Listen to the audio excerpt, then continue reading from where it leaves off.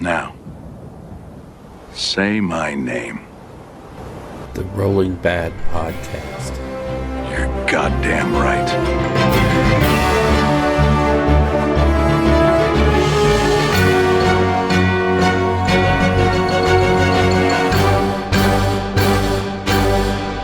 Coming to you almost live from the lustrian forests in Rio Rancho, New Mexico, it's the Rolling Bad Podcast, episode number 111. We're 11-1. Wow, that's cool. It is July 4th, Merca, and I'm your host, Lord Bill, never build skinks while you're young, Castello, and with me today, all the way from the burning realm of Akshi, is... Joshua. I shouldn't have used more warp power on my air conditioner alt. Ouch, that sounds bad. This is not exactly the time of year to have a broken air conditioner. I'm just saying, I'm not, judging, I'm saying. Yeah, no, I probably should have planned for this, in September, right? Yeah, there you go. So this is a weird show because we were just here a week ago doing like a show. I know. And then put that out on Wednesday, and here we are recording another one. What's wrong with us? Well, there's so much going on, man. We have to get it all out. Okay, that makes sense. Yeah. Yeah, the new drop for 40K orcs is going to be big. Yeah, oh, wait, it's not what you're talking about, is it? My bad. Meta changing. Yeah. So, yeah, we're recording again right after having recorded because last time we said we weren't going to cover the narrative section, even though we announced it in the intro that we were going to do it. We didn't do it because we were running out of time. So this is the show where we're going to go deep into the narrative. That's why this show is called the AoS Narrative Show. I mean, it's true. And as I posted on Instagram last night, I've been reading through the narrative stuff since I got my book yesterday. You did too, Bill, right? Yep. We might miss some things, but I think we're going to have some fun when we finally get there. Well, I will claim and I will say that when I was taking my sneak peeks at the store, I concentrated on that Path to Glory system. I have a lot of thoughts about it. I wrote like 5 pages of notes. So yeah, this the lore section is going to be a bit deep. So be ready for that. So some intro items, housekeeping, if you will. We have consulted the oracles.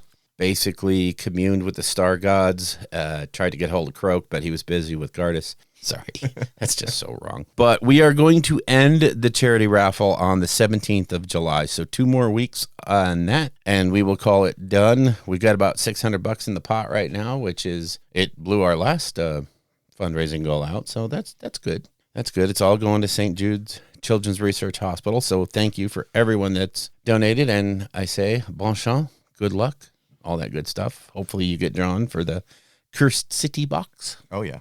A quick shout out to the Animosity Worldwide Narrative Campaign. They have opened up registration. The campaign itself begins on July 14th. So if you are interested in this worldwide narrative campaign, maybe just for yourself, maybe for your whole gaming group, your area, just jump on the website. It's at animositycampaigns.com. The link will be in the show notes. But just jump over there. They have a huge getting started page, so you can just go through there and see what you need to do. And it's not onerous. You don't have to do all kinds of silly stuff. It's a worldwide narrative campaign. So it is designed to be easy and fun. There you go. So this is the weekend. This is the Dominion drop. And GW in their infinite niceness dropped all of the facts on Friday. So every faction got touched by a fac, some more than others, and some in bad places. Some in really good places, I have to say. I just want to throw a shout out to myself. If you go to our Facebook page or, if you're on my Twitter, I have taken all of the individual facts and tossed them all into one big document with a table of contents so you can just click around it and see what you need and read all of them in one place rather than having 50 documents on your phone or your tablet. So yeah, it's really great. Thanks for doing that, Bill, even though you didn't do it in alphabetical order. You're gonna make me spit my soda. You and Andrew's giving me crap for not. I did it by Grand Alliance. Grand Alliances are dead, Bill. What are you talking about? I know. I might put up a version 1.2.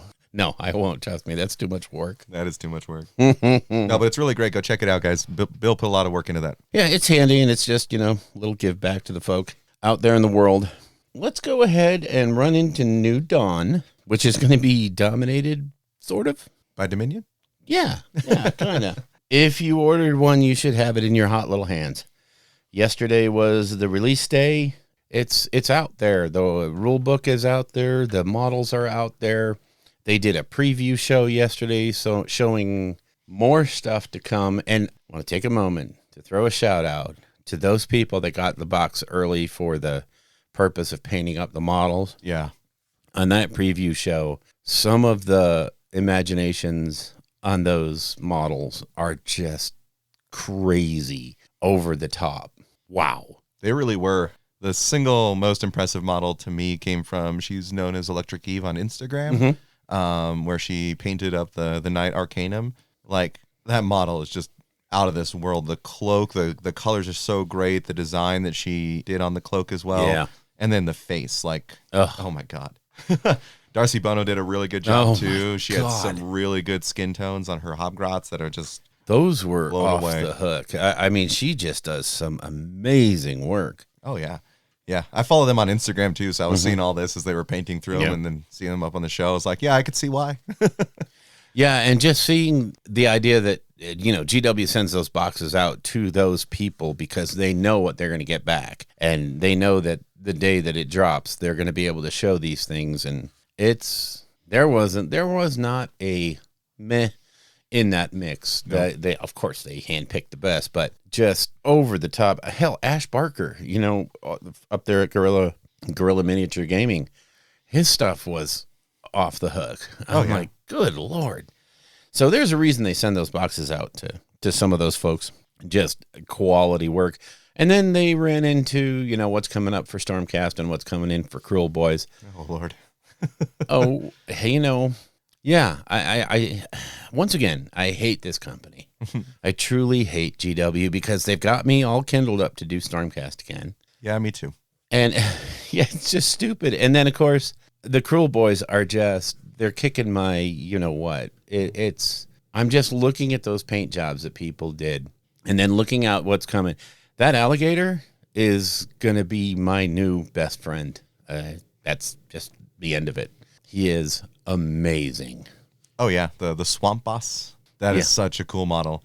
And also too, I'm just wondering what kind of abilities they're gonna have because they have like snatches and stuff like that is what they're calling them. Yeah. You got the grots on top of the giant Dobby, just with the scooping net. And I'm like, what is going to happen with this? And they talked about the mechanic is basically they're going to be grabbing people, grabbing models. I mean, it's like man catches from, what's his name? The Ogre Maw Tribes. Here again, I'm going to warn you, if you start setting up your units in these weird lines and one of those man catches goes and it has the ability to grab a model, a specific model, they can basically delete half your unit through coherency rolls. So be careful how you set up and move. But yeah, the mechanics of that army between the poisons and I'm all in. I bought a box of Iron Jaw Brutes just because I wanted a little kick in that army. It's not like I don't have enough to build an army with just the Cruel Boys right now, but because I did buy 3 boxes of Dominion.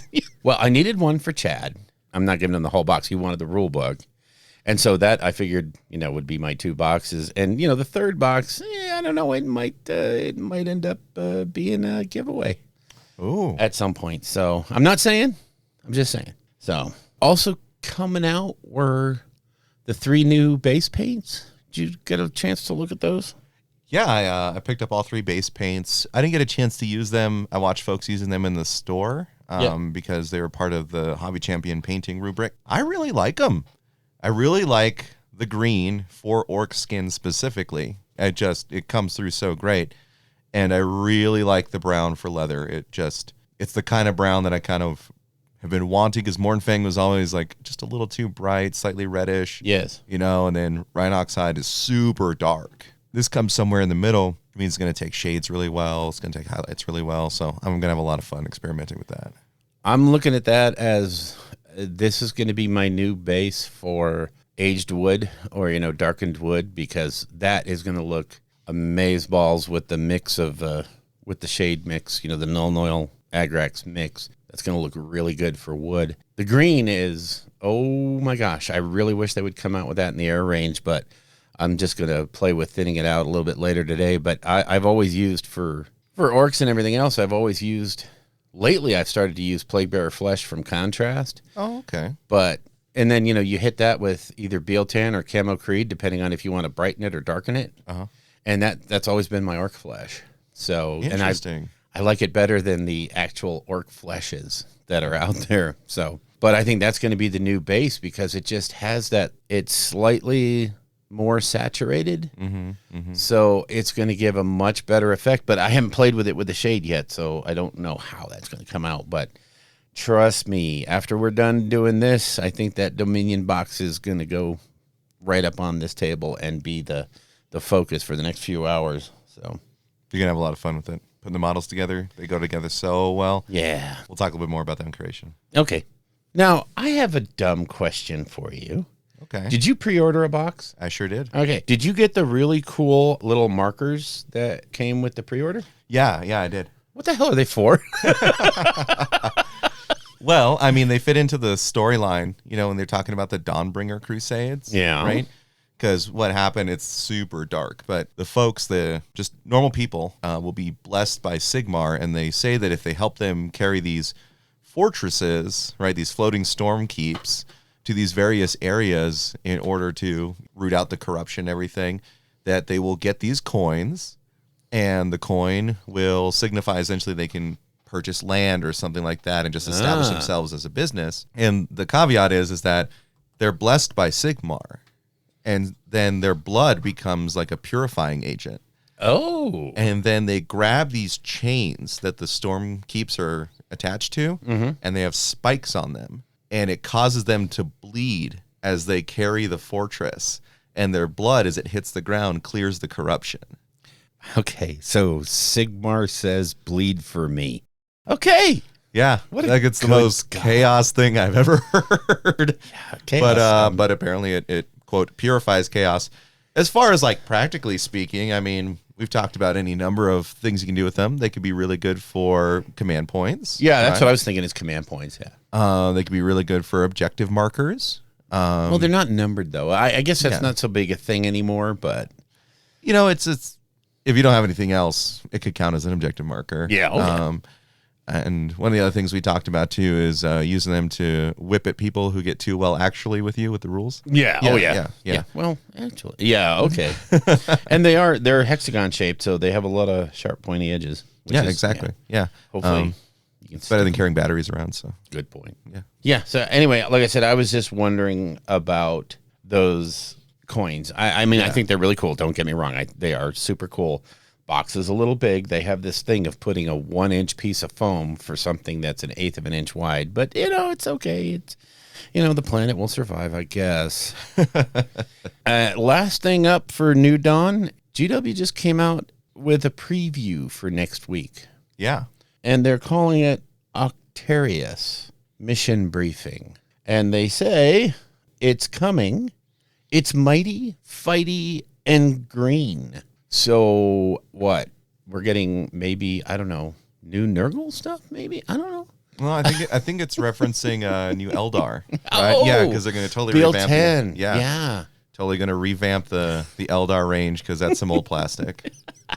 So get ready for it, folks. Next week, orcs. 40K orcs. So, and So excited. Yeah, it kind of makes a little bit of sense that, we have Dominion coming out. The 40K does need a splash. So, Yeah. And what better than orcs? that will create, a splash. That will generate some buzz. Just a little bit. Yeah. Just a little bit. Yeah. So I'm super pumped. I was in the store yesterday afternoon. I went back. There were some folks there, and one guy was building his Stompa. Oh, and man. he was truly jazzed about the whole thing, and we just got to talking orcs. Yeah, there went an hour. So, shall we jump into creation? Yeah, I think we got a lot to move on here. Yeah, we do. You want to go first? Sure. So on my hobby side of things, as I talked about, I've been diving into Skaven, so Wait a minute. Dabbing? Diving. Diving? Come on, Bill. You're head first in Skaven. Head first, yeah, right into the sewers. So I got Thanquilon Bone Ripper built and primed. I've got 2 rat ogres, 6 more giant rats built and primed. I took the rats from the Plague Monk kit and glued them to 25s because they're about the same size as giant rats. So I'll have at least 18 giant rats to start experimenting with. I built another Claw Lord, primed him. Then I also got my Dominion box yesterday. So then I built and primed in Drosta. And then I built the 3 Annihilators. And man, this things go together so well. Yeah. Like, they're amazing. I think that's pretty much the extent of what I did for creation this week, given our last show was just a few days ago. Yeah, it was a few days ago. Yeah. Looking forward to getting all the Stormcast put together for Dominion. Yeah. Start doing some testing because, we'll talk a little bit more about Stormcast later on. We talk about the FAQ, but I think they're going to be pretty decent too. And a lot of people are going to try them out at least. Oh, for sure. Just trying to think, was there anything else I did? Nope. That was about it for creation. Okay, so on my end of things, I actually built an MDF Terrain Kit, which was so flippin' cool it hurt. It's a merchant house. Plugs right into, the Cities of Sigmar motif. It's that Renaissance kind of look. Yep. Oh, my Lord. It went together so well. Such a great kit. The detail, what they're doing with MDF these days is amazeballs. Yeah, I'm just really, that kit took 2 nights. It's wood glue, so you got to let it dry a little bit before you start monkeying around with things. But it was a blast to put together, and it's funny, the wife was working on an MDF clock kit. Huh. It's a Zodiac kit that she wanted for her anniversary present. And I mean, that came out amazing. So, yeah, we were both stinking up the house with laser cut wood. So, yeah, she walked in and she was like, "Is something on fire?"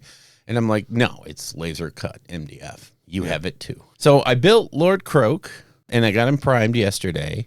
That's a crazy kit. It is, right? And he looks amazing. Yeah, he is.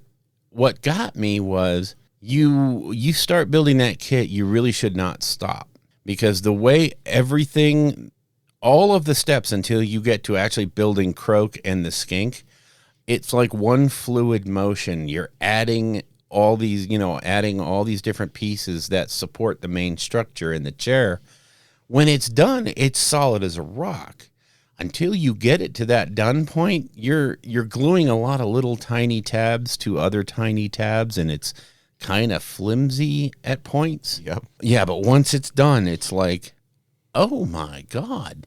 It has, there's where it connects to the base is in 2 separate pieces. Okay. Kits like that always make me nervous because you're like, what if one thing is slightly misaligned and they don't line up right? No, this kit, if you've done everything right, it just slaps down on the base and you're like, oh, 2 blobs of super glue and I am done. There you go. Yeah, and then Croak goes together and, you got your choice of headdresses. I went with a single leaf because I wanted to see his face. Oh, okay. The big crazy hat obscures most of his face. So I wanted to see my boy, my frog boy. So he's there. I have a sad tale of skinks to tell. Way back when I was younger, when AoS dropped, I bought a bunch of skinks and I built them. And at the time, not knowing a damn thing about AoS or playing this game, I was like, oh, you know what? I want all my skinks to be ranged. So I built them with meteoric javelins and blowpipes. So I have 24, 48, 72 skinks with a combination of meteoric javelins and blowpipes. I have none with clubs and shields. I had to go rescue another box from the shed, and I've got to build another batch of skinks. And then the other side of that is I was younger then. It was almost, 5 years ago? Yeah. It was over 5 years ago, and I was much younger then. I was immature, okay? I base coated them all with this. I don't know what the primer was, but it's hellish, and it will not strip, and it's dark blue. Oof. And yeah, at the time, it sounded like a really good idea. Oh, man. In retrospect, that was a really dumb idea. And my thought was, since I can't strip it off, I was like, I'm just going to airbrush down their backs and on their chests with, a much lighter color, a white or a light gray, maybe even thin down some gray sear, and then hit them with contrast. Uh-huh. Yeah, the more I look at it, the more I'm like, no, I'm just putting them on a thing, and I'm just going to spray them all with their skinks. Nobody's going to pick them up and go, oh, this is not a masterpiece. You die. Yeah. They're just going to get a double prime and contrast the hell out of them. I mean, it's the best way to handle skinks anyway, I think. Yeah. I mean, they come off the table so quickly. Yeah. It's the same thing with like my clan rats, where I just have this super basic paint scheme so I can try and crank them out. Yeah. And I'm not trying to impress anyone. I'm just trying to get them so that they look decent on the board. Yeah, my goal right now is to just get 60 of them to where they can be put on a table. Yep. And that's it. That will cover my AoS 3.0 requirements and be done. That's my next plan is build skinks. New skinks. During my build of Lord Croak, I realized that in my little hobby tool rack, I have 3 different pairs of snippers. Mm-hmm.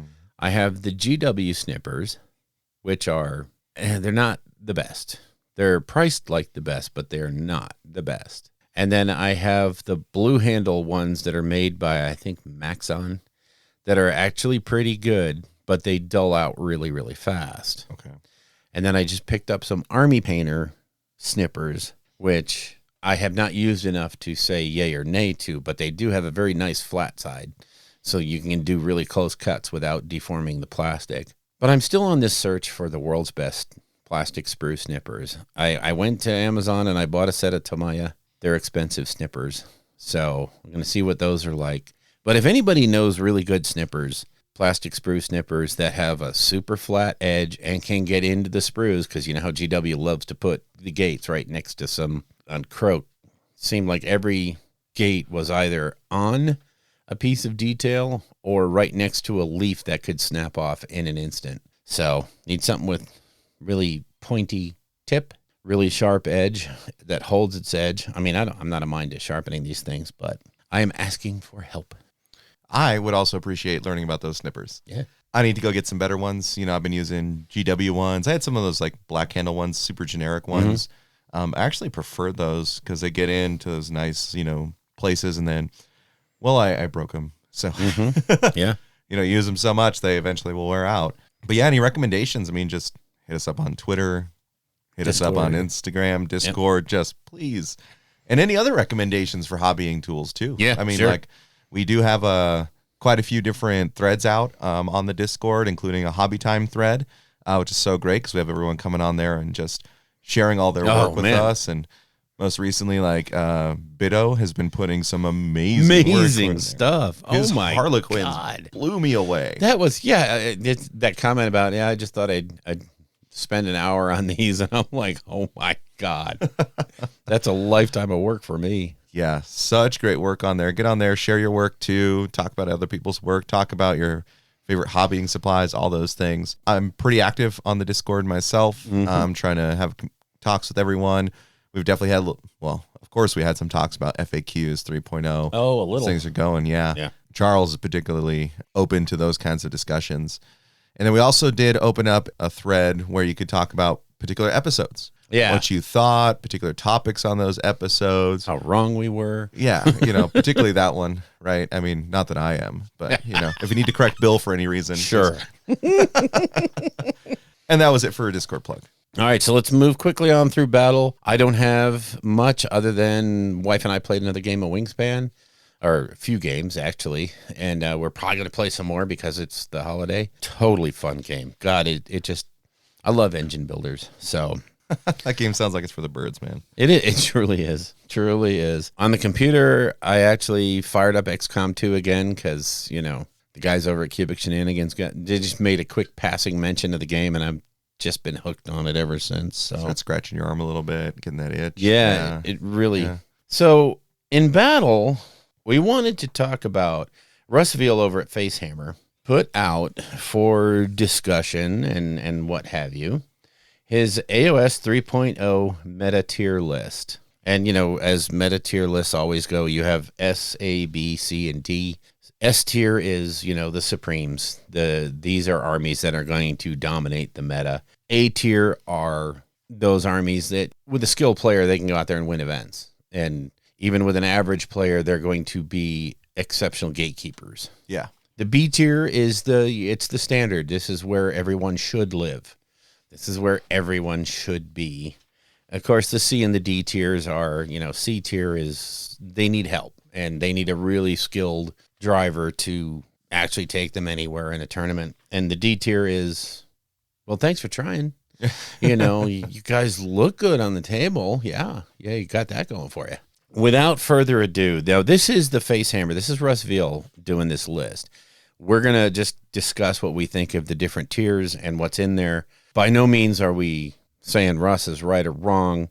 This is so early to, these are prognostications, but I thought it was really cool that Russ did this, and I just wanted to talk about it. If you want to see everything, follow Russ Veal or Facehammer Podcast on Twitter. Go out, listen to their shows. If you want the real meat of AoS, listen to Facehammer.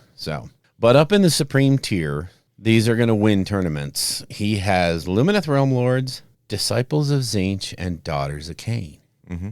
Now, we were talking a little bit about that. I totally agree with Lumineth, totally agree with Daughters. The lists are going to be markedly different than what they are now. Oh, yeah. But they still have all the tools to be the top tables. But Disciples of Tzeentch in there, he sees something that I don't. I know Kairos is in there, and so he can turn off, like Lord Croak. He can turn off just about anybody. But what am I missing? Well, I mean, we were talking earlier about it with the pink horrors. So I had this discussion at length on the Discord, just going over it. It's like they changed some very important things in the FAQ when it came to the pink horrors. So we know that they can never go over their starting size of pinks. Pinks, right. But the split and split again says explicitly that the split allows them to exceed their maximum size. But there's nothing that says anything about Emerald Lifeswarm, about Rally, and they gave them back the ability to use their Fate dice to use a 1 as an unmodified 1 for purposes of the bravery test and to return D6 models. Yep. So it looks like you can almost make an infinite sized unit because you will never exceed your starting pinks. Right. Yeah, I think you will always be at 10 pinks, and then everything that splits off will just be in addition to. Yep. And so you could actually end up with this gargantuan unit on the table that's nothing but blues and brimstones. You're complying. You only have 10 pinks, but you will always have those 10 pinks, and you're just giggling every time they die because you're getting bonuses. I could see how the pink horror tar pit is going to be a major problem for a lot of armies that just don't have the output. Because frankly, when you're getting to those numbers, you're banking on battle shock, right? And they can just make them battle shock immune, which is insane. Completely. And they don't need to make them immune. They can just use one of their dice to make it an unmodified 1. And guess what? They don't run away, and I get D6 pink horrors back. Yeah. Like, what is happening? Like, you need to either wipe them out in one fell swoop or do so much that they cannot do anything other than force a command point on bravery. Yeah. But God, man, I don't know. To me, it's you have to wipe that unit entirely in a turn. You cannot chip damage them. And anybody that relies on chip damage is dead, you know. So, I guess, he does, once again, I tip my hat to Russ. He's far more knowledgeable than I. So what I'd say is this, and this is sort of coming from my experience in competitive card games, is that what you have with the top tier and then some of the A tier and then a couple of the B tier things is that the armies that perform really well are kind of in a way like non-interactionable. Yeah. Right? So like Disciples of Tzeentch is just their interaction is, try and get through my pinks. And meanwhile, I'm just hailing spells and ranged on you, right? Yeah. Same thing with Lumineth. Oh, you're trying to cast spells while I'm denying you. It's literally playing the blue decks from Magic where they just deny your ability to do your thing while they get to do whatever they want to. Yeah, they're taking your toy away and playing with theirs. Yep. So... And, I mean, to an extent, Daughters of Cain does have interaction, and I like that about that army. Yeah. I love that army, and I think that's what's going to make them so powerful. Plus, I mean, Marathi's just so undercosted for her, for what she does. As the centerpiece of that army, she brings so much that she could be plunked into just about any army and raise its ability by tons. Oh, yeah. So Oh, yeah. Yeah, that's I totally agree with those S tiers. So now the A tiers. You have Seraphon, Soulblight, Ideneth Deepkin making a huge resurgence. Slaves to Darkness. That's my WTF on this thing.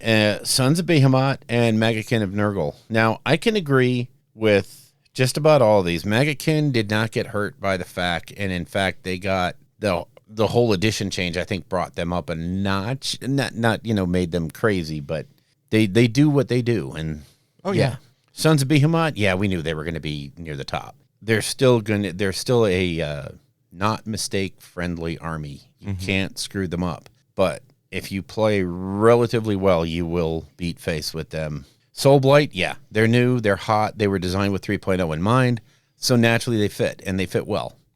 Seraphon, they still have all the old tools that they used to. Yeah, I mean, they got hit a little bit with the non-stacking buffs, so Saurus are, just put them on the shelf. Don't take Saurus. You'll take Saurus Guard for Croak. Just to have slough wounds. You will not use them for anything else. Oh, yeah. And the Saurus Warriors, yeah, just bin them. Ideneth Deepkin making the huge resurgence. They were always good, right? Yeah. The tough thing for Ideneth as well as Magakin is they've been stuck in 1.0 books, from since they came out. And yeah, we've had some updates here and there, some FAQs, but no full new book. And I think they showed with Daughters of Cain that when you've got a really strong book, you don't need to change too much. Right. Because when Doc 2.0 came out, it changed some things. Like Horde bonuses started to go away. And I think that was them looking forward to 3.0. Yes. Oh, yeah. Where you're not going to run giant bricks of witch elves anymore because, frankly, you don't have the reinforcement points for it. Yeah. But instead, you'll be using more MSU. And one thing I like about Doc is that the snakes started to come out into the forefront now. Yes. And I always wanted to run snakes over just 1,000 witch elves because I'm tired of painting all these girls in their bikinis, right? Yeah. Like Magakin and Ideneth, are still stuck in their 1.0, but they still have a lot of strength. Yeah. And they do what they do well. And their base mechanic was not hurt by this edition, and it was, in fact, buffed. So, yeah, they do what they do, and they do it well. I think for them, and I guess this is a case for quite a few armies, is that trying to get at least, one or two monsters in. So for Ideneth, you got turtles. They're probably going to be people flirting with a 2-turtle list. It's a ton of points, but that's how you get your monsters, right? Yeah. Other than Gur's Realm spell to turn a hero into a monster. But they still hit like a freight train. The guard with the shields, where when they charge, their armor save becomes 3. Yeah. And they do not take rend. Yes. So you can then throw the Mystic Shield on them to have them on a 2-up unrendable save. Yeah. What? Kind of nice. Yeah, just a little bit. So they're going to be, their anvils are anvils. Yeah. Yeah. Like you could slam those guys into Kragnos. Yeah. And he won't do a thing. Right. Right? Those eels can tie up a lot of people. Their movement is insane. Yes. So I can see why Ideneth is in such a strong place, which kind of has me flirting with making my wife play with him again. Yeah. And Magakin has always been it's an army of anvils. Yes. You have some good monster options, I think, because you have all the Maggot Lords count as hero monsters. Hero monsters. Great Unclean Ones are, they're still Great Unclean Ones, and now you can give a Great Unclean One a +1 save. Ooh, boy. Yeah. Yeah. And their wards insane. Oh, my God. Yeah, 16 wound monster hero leaders. I call it good. Yeah. Yeah. Yeah. And considering they bounce mortal wounds back on, 6s to save. Oh, my God. And the army-wide buffs that they all have. And, you look at the changes to Sloppity Bilepiper and the Spoilpox Scrivener. Now, all of a sudden, you have an army that really does have the support that it needs. And you can go back to Plague Bearers. Oh, yeah. You don't have to have the huge bricks of Blight Kings anymore. I mean, you're still going to want Blight Kings, but you don't have to rely on that huge brick anymore. So now Slaves to Darkness, STDs. Okay. Archaon is still busted. He's way undercosted, in my opinion. He should be up there near Nagash. What he does, his strengths. Oh, yeah. His strengths are many and weaknesses few. He's pointed at 830 right now. He only went up 30 points. Yeah. big hit to them was Oracular Visions no longer allowing them to get reroll saves. Now they're in a position where Oracular Visions gives +1 to save. So there's a little bit of a hit there, you know, because back when they had reroll saves, I mean, at that point, Archaon would be, I don't know, invincible, I guess. Kind of. Just a lot. Yeah. Because of the fact that, you know, you would have had him in this edition on a 2-up rerolling. Yeah. Oh, my God. It would have been bonkers. But, I mean, the other stuff, I mean, Slaves went down in points a lot. I think that a lot of their base mechanics, you know, being able to get, like, rerolls to hits and stuff like that, particularly if you're playing Khorne. I think Khorne's probably the strongest of them. Yeah. Khorne marked Chaos Knights are no joke. No. So no, they're good. You know, I think that's why they're kind of up there right now. And I actually like to see that because Slaves was so, I don't know how to describe it, like meh for a while. I mean, they were it's just kind of the place where all the models went if they didn't have a real use anywhere else. Yeah. Yeah. But I think they have a lot of added value to the other Chaos factions.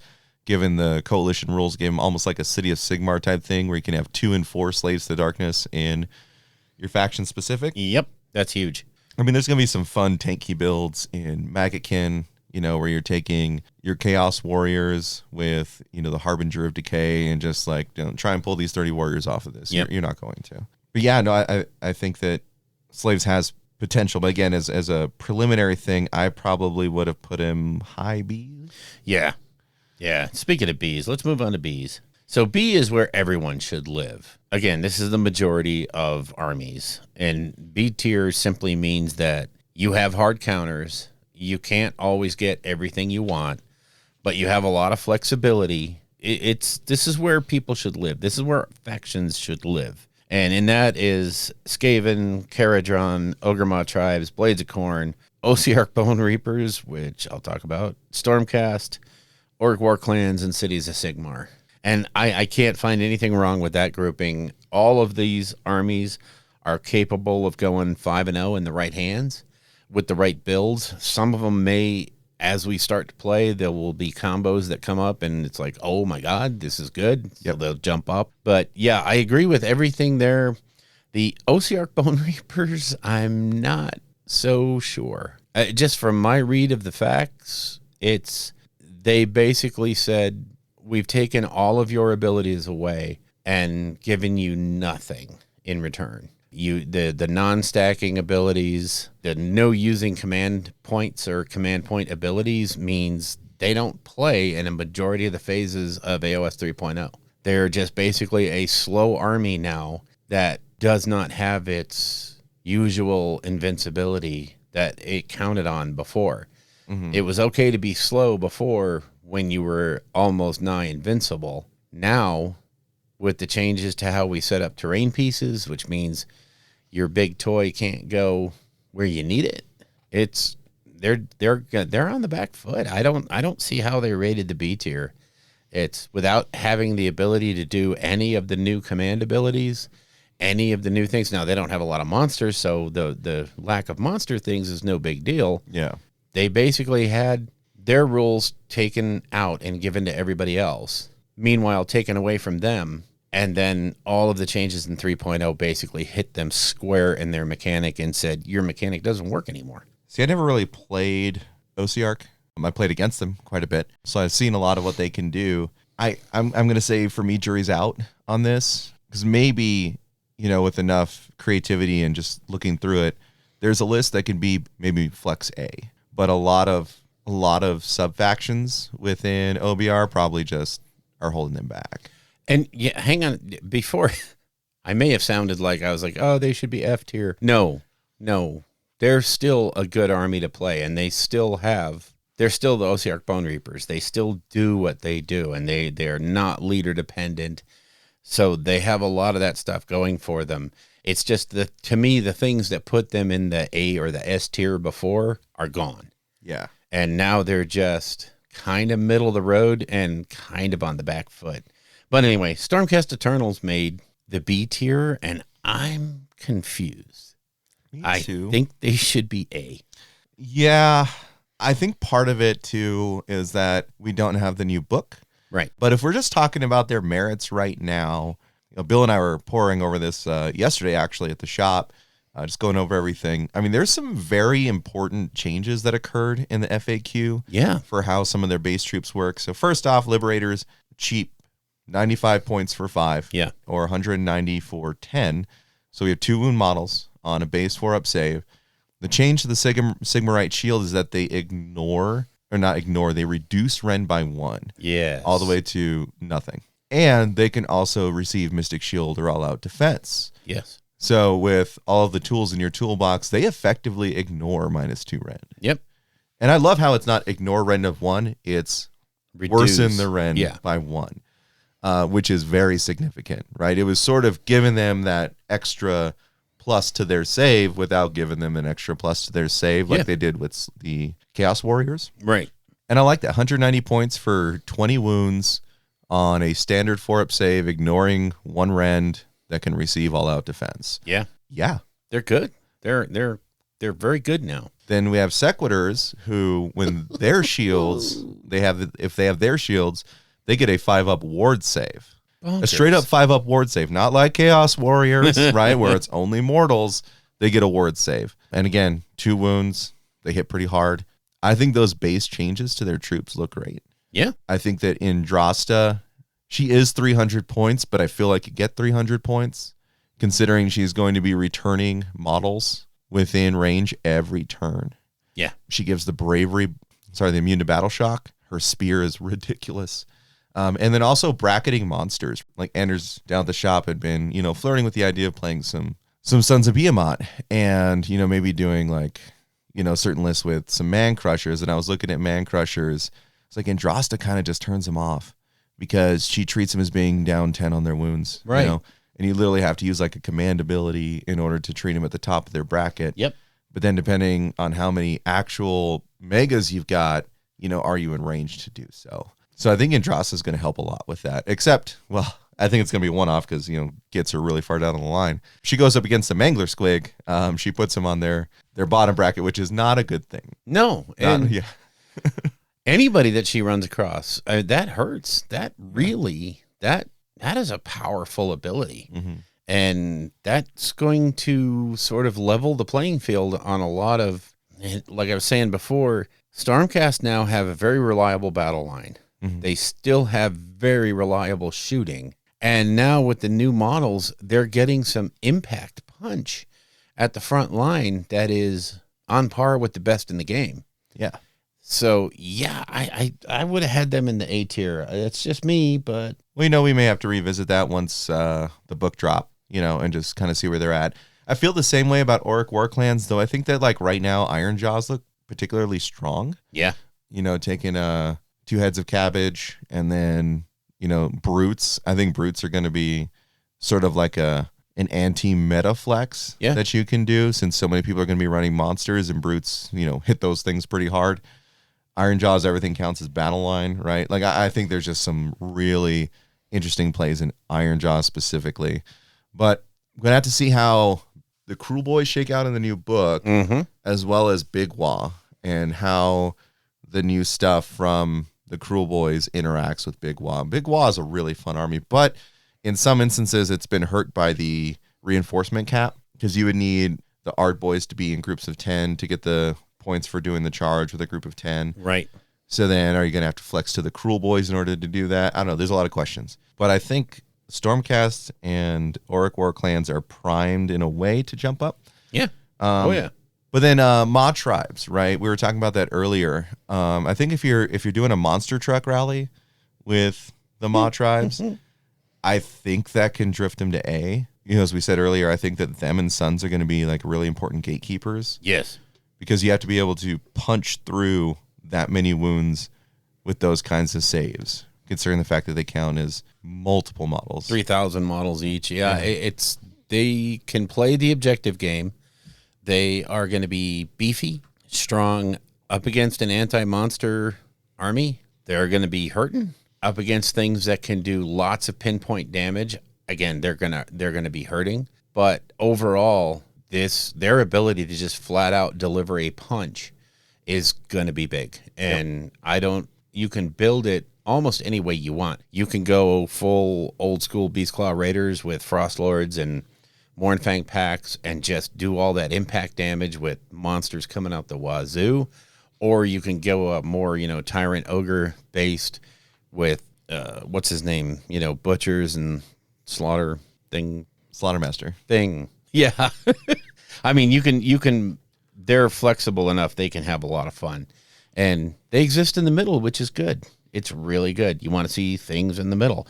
They have good choices to make. In the C tier, these are armies that we kind of expected to be lagging behind. Some of them are odd because we expected them to get better, but Fireslayers, Hedonites, Sylvaneth, and Flesh Eater Courts. Now, yeah, Flesh Eaters got beat to death by the new edition and the FAQ. It looks to me like they're a one-build army now. They're basically Gristlegore. Yeah, I mean, they kind of were anyway. This upsets me because I played a lot of Flesh Eater Courts for a long time. That's like my one fully painted army. Skaven's getting there now, but that was my one fully painted army that was at 2,000 points, even though I've got like 3,000 painted. And they used to be freight trains. They were scary. Yeah. They would come in and just do so much. And now, I don't know. I think the worst thing is you can only issue a command ability once. Yeah. And you can only receive a command ability once. So if you do like, oh, I'm going to all-out defense because you're attacking my Ghoul King on Terror guys, you're like, okay, so you just decided not to get the double pile-in, and you also decided that he couldn't issue the order to do the double pile-in? Yeah. Right? I mean, I get that, like, the Ghouls, Lieutenant or whatever can do it, right? But you can't stack buffs. You can't do any of that. They're just in a really tough spot. Tough spot. They are. They were one of those that required stacking command abilities to function well, and taking that away has impacted them more than some. So moving on, the D tier, as one would expect, Nighthaunt, Gloomspite, and Beast of Chaos. Nothing's been done. No amount of facking could actually make them better again. The Nighthaunt shtick just doesn't stick anymore. It's just not that good, and it hasn't been for a while. Well, I mean, Nighthaunt have no monsters unless you get the Morngul, but that's out right now, that are native to their book. So you can't bring a monster in to do the monstrous things you need to. Of course, like I said, you have Metamorphosis, but I mean, their heroes they're okay, but they can be dropped. Yeah, that they just suffer from almost all of the changes in this new edition. I mean, they weren't good before toward the end of 2.0, and the changes in the Broken Realms helped them a little bit by giving them some battalions that made them good, which were then immediately removed. Yeah. It's the same thing, Sylvaneth being up in the C tier. They got really bumped up by a book that lasted for 2 weeks, and now they're back down. The Wildwood changes in the FAQ are putting them right back to where they were. The idea that now their shtick, their Wildwood thing, can be taken out by every generic monster in the game means your teleport ability is, unless your opponent decides to leave you with that ability, that's gone. So, yeah, it's just, some of these guys got badly hurt. Yeah. And then the FAQ did nothing to help them. And then I think there's an error here because Gloomspite Gitz is down at the bottom, and that's just the best army they've ever made. No, I mean, Gitz, for me, when I look at them, the hardest thing for me with Gitz is that it's trolls, right? Right. If trolls had more wounds, they could count as 2 on an objective, and then they might be worth something, but they're not. Like, your monsters are so limited in Gitz. The reinforcing sucks because then, I can get my 60 shooters, but I've wasted 2 of my reinforcement points, so now I can't reinforce squigs, and you might have wanted to do, like a couple of the bounders or the knights. I can't remember what those ones are. Yeah, the Gits are just not in a good place. They're going to need some love. Again, these are precursor before many games are played. So this is Theory Hammer, and we're just, agreeing or disagreeing. We know for a fact that some of these lagging armies are going to get changes. Yeah. Probably sooner than later. Mm-hmm. Hopefully. I'd like to see something change for Nighthaunt and Beast of Chaos. Someone was touched inappropriately by Beast of Chaos because somebody at GW just, the minute they get a sniff of something good, they get slapped back down. So it's a shame. Like, beasts are so cool. It's such an interesting army. The lore itself too. Just I think they're super fun. I played with them for a while. The issue I really see right now is the lack of hero monsters. Like, yeah, it's pretty cool that you can summon on the cockatrice or you can summon on X, Y, or Z. You just don't have any hero monsters, and they don't have much staying power. They usually have like a 5-up save. They come on the board and just melt. they're just badly hurt by. And you know, one thing, let me throw this out there. Okay, so one thing with like slaves that I didn't even think about earlier. So the cat from Warcry, it's like dirt cheap. It's like under 100 points. Sphinx, I think. Yeah, Sphinx, and it counts as a monster. Yeah. So you can get 2 monsters for 200 points. Yeah. And it's not massive, but it fulfills the same role, right? It'll punch into that square spot. Oh, so, yeah. So that's just an extra boon to slaves. So I just want to throw that out there. Yep. So just before we leave battle, I kind of want to get your thoughts. I mean, I've kind of said what I thought about the fact for the Seraphon. It hurts the Saurus more than anybody else, but I still think it's a really solid army, and you have so many different ways to build it. And now with Croak being, oh my God. So I think they'll be just fine. What are you thinking about the FAC and the Skaven? Well, very interesting changes, I think. The Gnawholes changing the way they did, because, you know, what used to happen is folks would, you know, pile their models onto your Gnawholes in order to try and stop you from zoning in. Now they can't. Right. And I really like that. Same time, though, you do have to set up wholly within 6 inches of the Gnawhole. So other people, when they would zone in their Skaven, sometimes zone in just on top of the Gnawhole. And you can't do that. Right. And I think that that's okay. I still appreciate, you know, +1 to chanting for the priests. Yes. +1 to casting for the casters. God knows that aside from the Claw Lord, like, every hero is a priest or a wizard. So I'm happy with that. I think it's going to be really interesting how the Gnawholes are going to be working, you know, in the new edition, particularly because of destroying terrain. Yes. Let me say this. So, as I read the rule on the Gnawholes, is that the Gnawhole you enter is the one that needs to be the Gnawhole. And the other terrain doesn't become rubble unless it's the Gatebreaker doing it, right? Yeah. So you could still teleport to it, but you can't go back through it. Right. Right? So if it gets destroyed, I read it as I can port over still. Okay. But I won't be able to come back through. So that's just a little thought on how that sort of like change works. Yeah. It's curious. The change to bravery kind of sucked a little bit because before, well, I mean, every army tracked before. Yeah.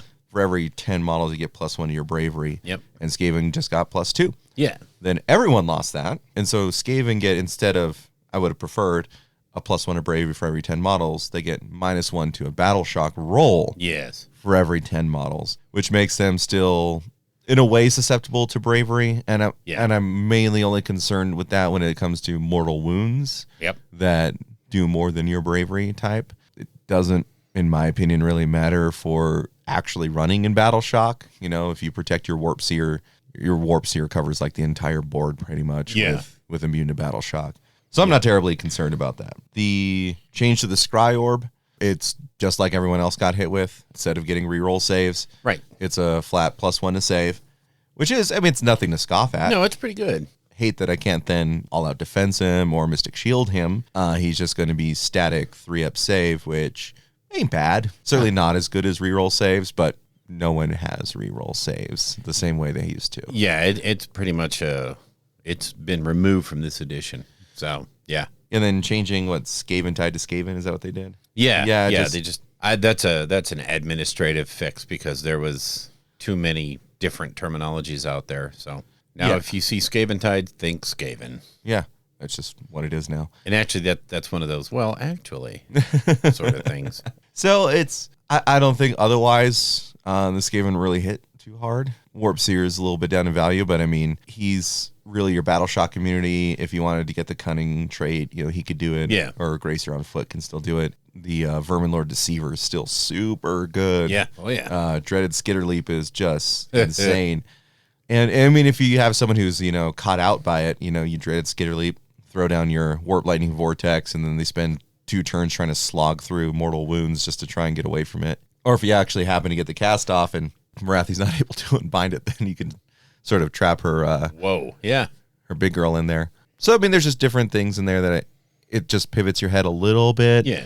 It's not so much that I'm like, oh, God, my list is trash now. Yeah, it's not an army-wide, I have to change my list. Yeah. Nope. The things that still do good things still do good things. Storm Fiends are still hella shooty, hella punchy. I'm going to have to do some more testing to see if they're really 315 points, but I feel like they are, given everything that we've got going on now. Like warp launchers, getting all-out attack, so 3s, -3 D3 damage, 4 shots. I mean, that's nothing to scoff at. That's not bad. Ignores the line of sight, 24-inch range, so, that could be something that really chips away at Gargants, things like that. The Rattling Cannon, it's a Rattling Cannon. It does that thing. So I'm pretty happy when weren't too badly touched by it. Yeah, no, I think you got away with most of the army intact. Yeah. Really.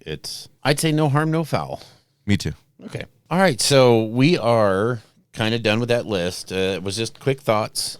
We're going to move on to the lore section where we're going to go head deep into the narrative play section of this book. Everybody in the world is covering the facts like we just did, and everyone's covering the changes and this, that, and the other thing. So we're going to dive headlong into the narrative section. I'm so excited. Yeah, we'll be right back.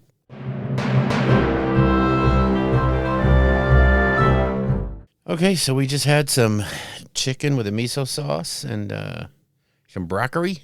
Yeah, it was really good. Yeah, so we've been fed, so now we can jump into the path to glory. Oh, I thought you were going to say we got to take a nap now. Well, yeah, no. Yeah, path to glory. Why don't you take this one away, Bill? Okay, I will start, and I will start out by saying, wow, thank you, GW. This is not a perfect system, by no means. It is, however, really, really good. And it shows a lot of thought from the Crusade system. Yeah.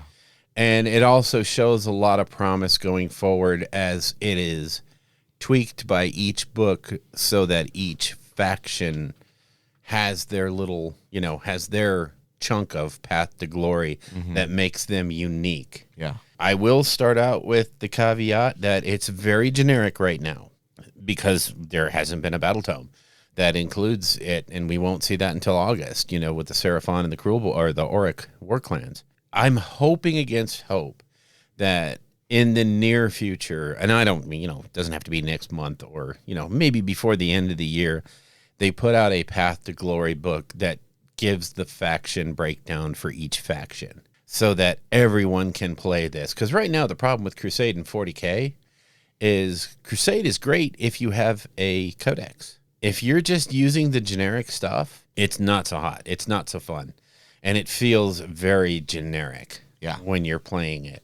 And I think the big loser there was the fact that they're just waiting to drop the codexes and have the little chunks in each codex.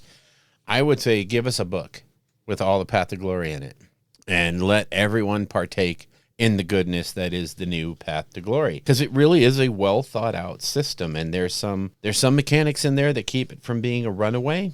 So I like that, but that could be fleshed out some more. There's obviously some key ideas that could be fleshed out a little more.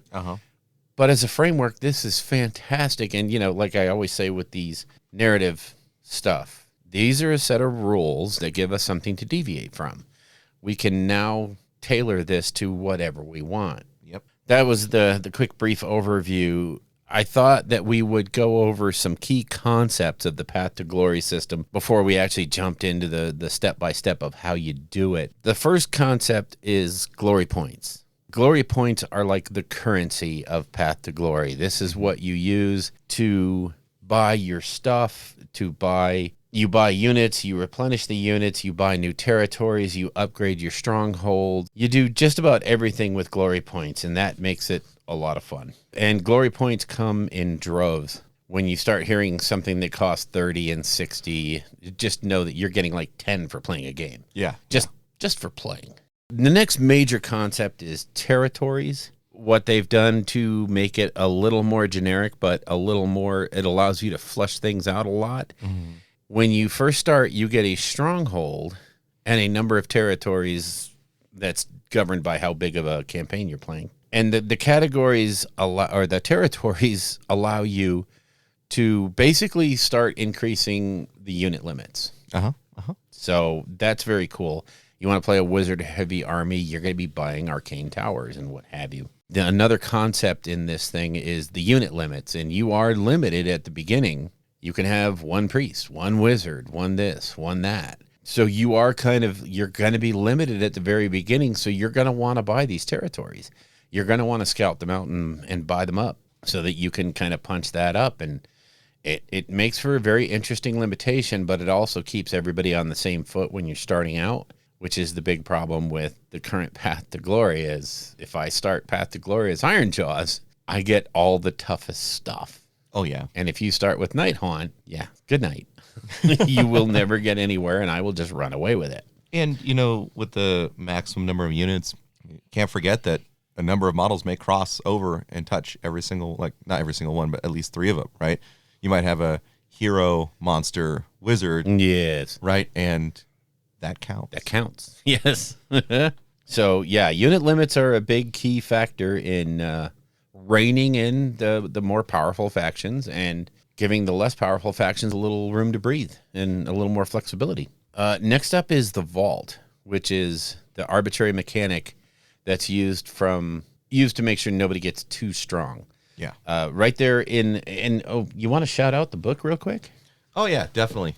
So the journal that was available for purchase yesterday with everything is absolutely fantastic. First off, I mean, I love the cover. Yeah. I love the design. Material feels great. Looks like it's well made. Binding looks solid. It does come with a bookmark so you can keep track of where you are. And what it does is it actually contains enough pages here, because you have your army and your territories and stuff to mark in here. And then it has a bunch of stuff for the battles and the aftermath. And it looks like it gives you essentially the amount for 4 campaigns. Yes, 4 full campaigns to go on. Unless one goes really long and you're just using the pages to update them throughout. For its cost, this is great. I mean, this could see you through 4 seasons of a narrative campaign. Yep. Or 4 continuing, at the same time. True. God almighty. Yeah, and the Path to Glory diaries are $35. They're still available on the website, so I think that's going to be something that sticks around. Mm-hmm. So I don't think it was you only get this on day of release. Speaking of which, I saw the combat gauges have hit eBay. Oh, they're already there, huh? I didn't realize those were limited. Yep. I did not know that. So, yeah, they've been hitting eBay. So I was just giggling, going, yeah, whatever. Getting back to the Vault, it's a limit. Like, you can have 6 artifacts maximum for your army. You can have 6 new spells for your army. What's in the book, what's in the form is what your limit is for your Vault. So you may come across something in a future game or be able to purchase something and you're already at your limit. You're going to have to drop something. So again, it's the runaway mechanic. Nobody's going to just pile up, well, I have 12 artifacts and I just come in and basically slice and dice you to death. So it's like managing bag space in an MMO though. Yeah, it's I like it. I do like it because one of the issues I've always had with, a lot of campaign systems is that runaway mechanic where one person does well at the very beginning and then they're uncatchable. And it's a question of, what do we do now? Well, we fold it and we try again. And somebody else gets that. So it's a good way to keep it fresh and interesting for everybody involved. And they also talk about, at the very beginning of this section, the difference between the types of enhancements. And this is super important because of the way you may play this army against someone that's not involved in your Path to Glory campaign. In which case, they're not going to allow you to play with all these cool enhancements that you got from a section of the book they haven't even read. Yeah. So they basically split enhancements into core and bonus. And keep in mind, remember, enhancements are command abilities, spells, mount traits, all that. They lumped all that into one big section. So the core enhancements are the ones that come from your choice of army. So if you come in there with Beast Claw Raider, and, you know, one of the rules there is you get to have multiple mount traits, but you get that in Path to Glory because it's part of the core of your army. It's what works. The bonus enhancements are the one that you pick up during Path to Glory that are Path to Glory specific. Mm-hmm. These are the ones that you wouldn't want crossing over into a regular game, a non-Path to Glory game. So it's important to keep those things separate. And also keep in mind that you cannot have these when you're playing outside of the Path to Glory group. So if you're playing someone that isn't on a Path to Glory, you don't get them. What's really nice is, let's say I'm involved in a Path to Glory with a Seraphon army, and I'm also involved in one with a Stormcast army. And then you're only involved in the one with, or you're involved in two other ones too. Mm-hmm. If we play in a campaign that we're not, or a Path to Glory campaign that we're both not involved with, we can still use all of our toys because we both have access to the same stuff. Yeah. So even though we're not scoring into the same campaign, you know, because you might have two going on at once, you can still use all your cool toys. Totally. So the way you start setting up a Path to Glory campaign is the first thing you do is you pick a faction, and I said a realm. You pick a faction. Well, it does say you pick a faction in a realm. Obviously, I think we're going to be sticking around with Gur, but keep in mind, this is narrative. Yeah. One of the things they talk about at the very beginning of this is you can choose a War Scroll battalion, a single War Scroll battalion. I know if I'm playing a Path to Glory campaign, I'm going to say no War Scroll battalions, because that just gets you right back into the unbalanced part of the game. But you would pick a faction in a realm. You don't have to play in Gur. There's other realms out there. Other realms are available. But these choices, you're locked in. Once you start a Path to Glory campaign and you decide to go Daughters of Cain, you're doing Daughters of Cain until it ends. Yes. So the next part is choosing your starting size as well as your territories. Starting size is base 600, and then it goes up to 2,000 for starting sizes. Yep. Down at the shop, Anders is going to be running a Path to Glory, and we're starting at the 600. Yeah. Right. And one of the things I have to say is, like, actually trying to build lists for 600 feels kind of weird. It does. Because I'm used to building them in increments of 500. So I'm not quite sure yet what I'm going to do with the Skaven. I'd have to look to see if Ratachak's Doom Coven, maybe that would actually fit in to the... Yeah. But then you can't take unique characters. I'll have to ask Anders about it. You know, do I take the Arch Warlock and 3 Storm Fiends, or do I, you know, try and get a bunch of bodies out on the board? Do I try and fit in a Vermin Lord? 600 points is interesting to play with. Starter box kind of stuff. You can take unique characters. They can't be your general. Your right? general, yeah. And your warlord. And if I was to do Ratachak's Doom Coven, he would be the only hero. So it would have to be my warlord, which I can't do. Yeah, the points limit there would be the big. And then once you determine what the starting size is, before you've even started to put your army together, you have to pick your starting territory. Yep. These are the things that increase limits, right? Because we talked about the predetermined limits. Those actually come under step 3, but just to kind of go through them here. So we got Old Keep, you can increase your hero limit by 1. Yep. Wildlands, you can increase your monster limit by 1. Yay. Forgotten Mind, you can increase your War Machine limit by 1. Arcane Waypoint, you can increase the Wizard limit by 1. Sacred Site is going to be Priest.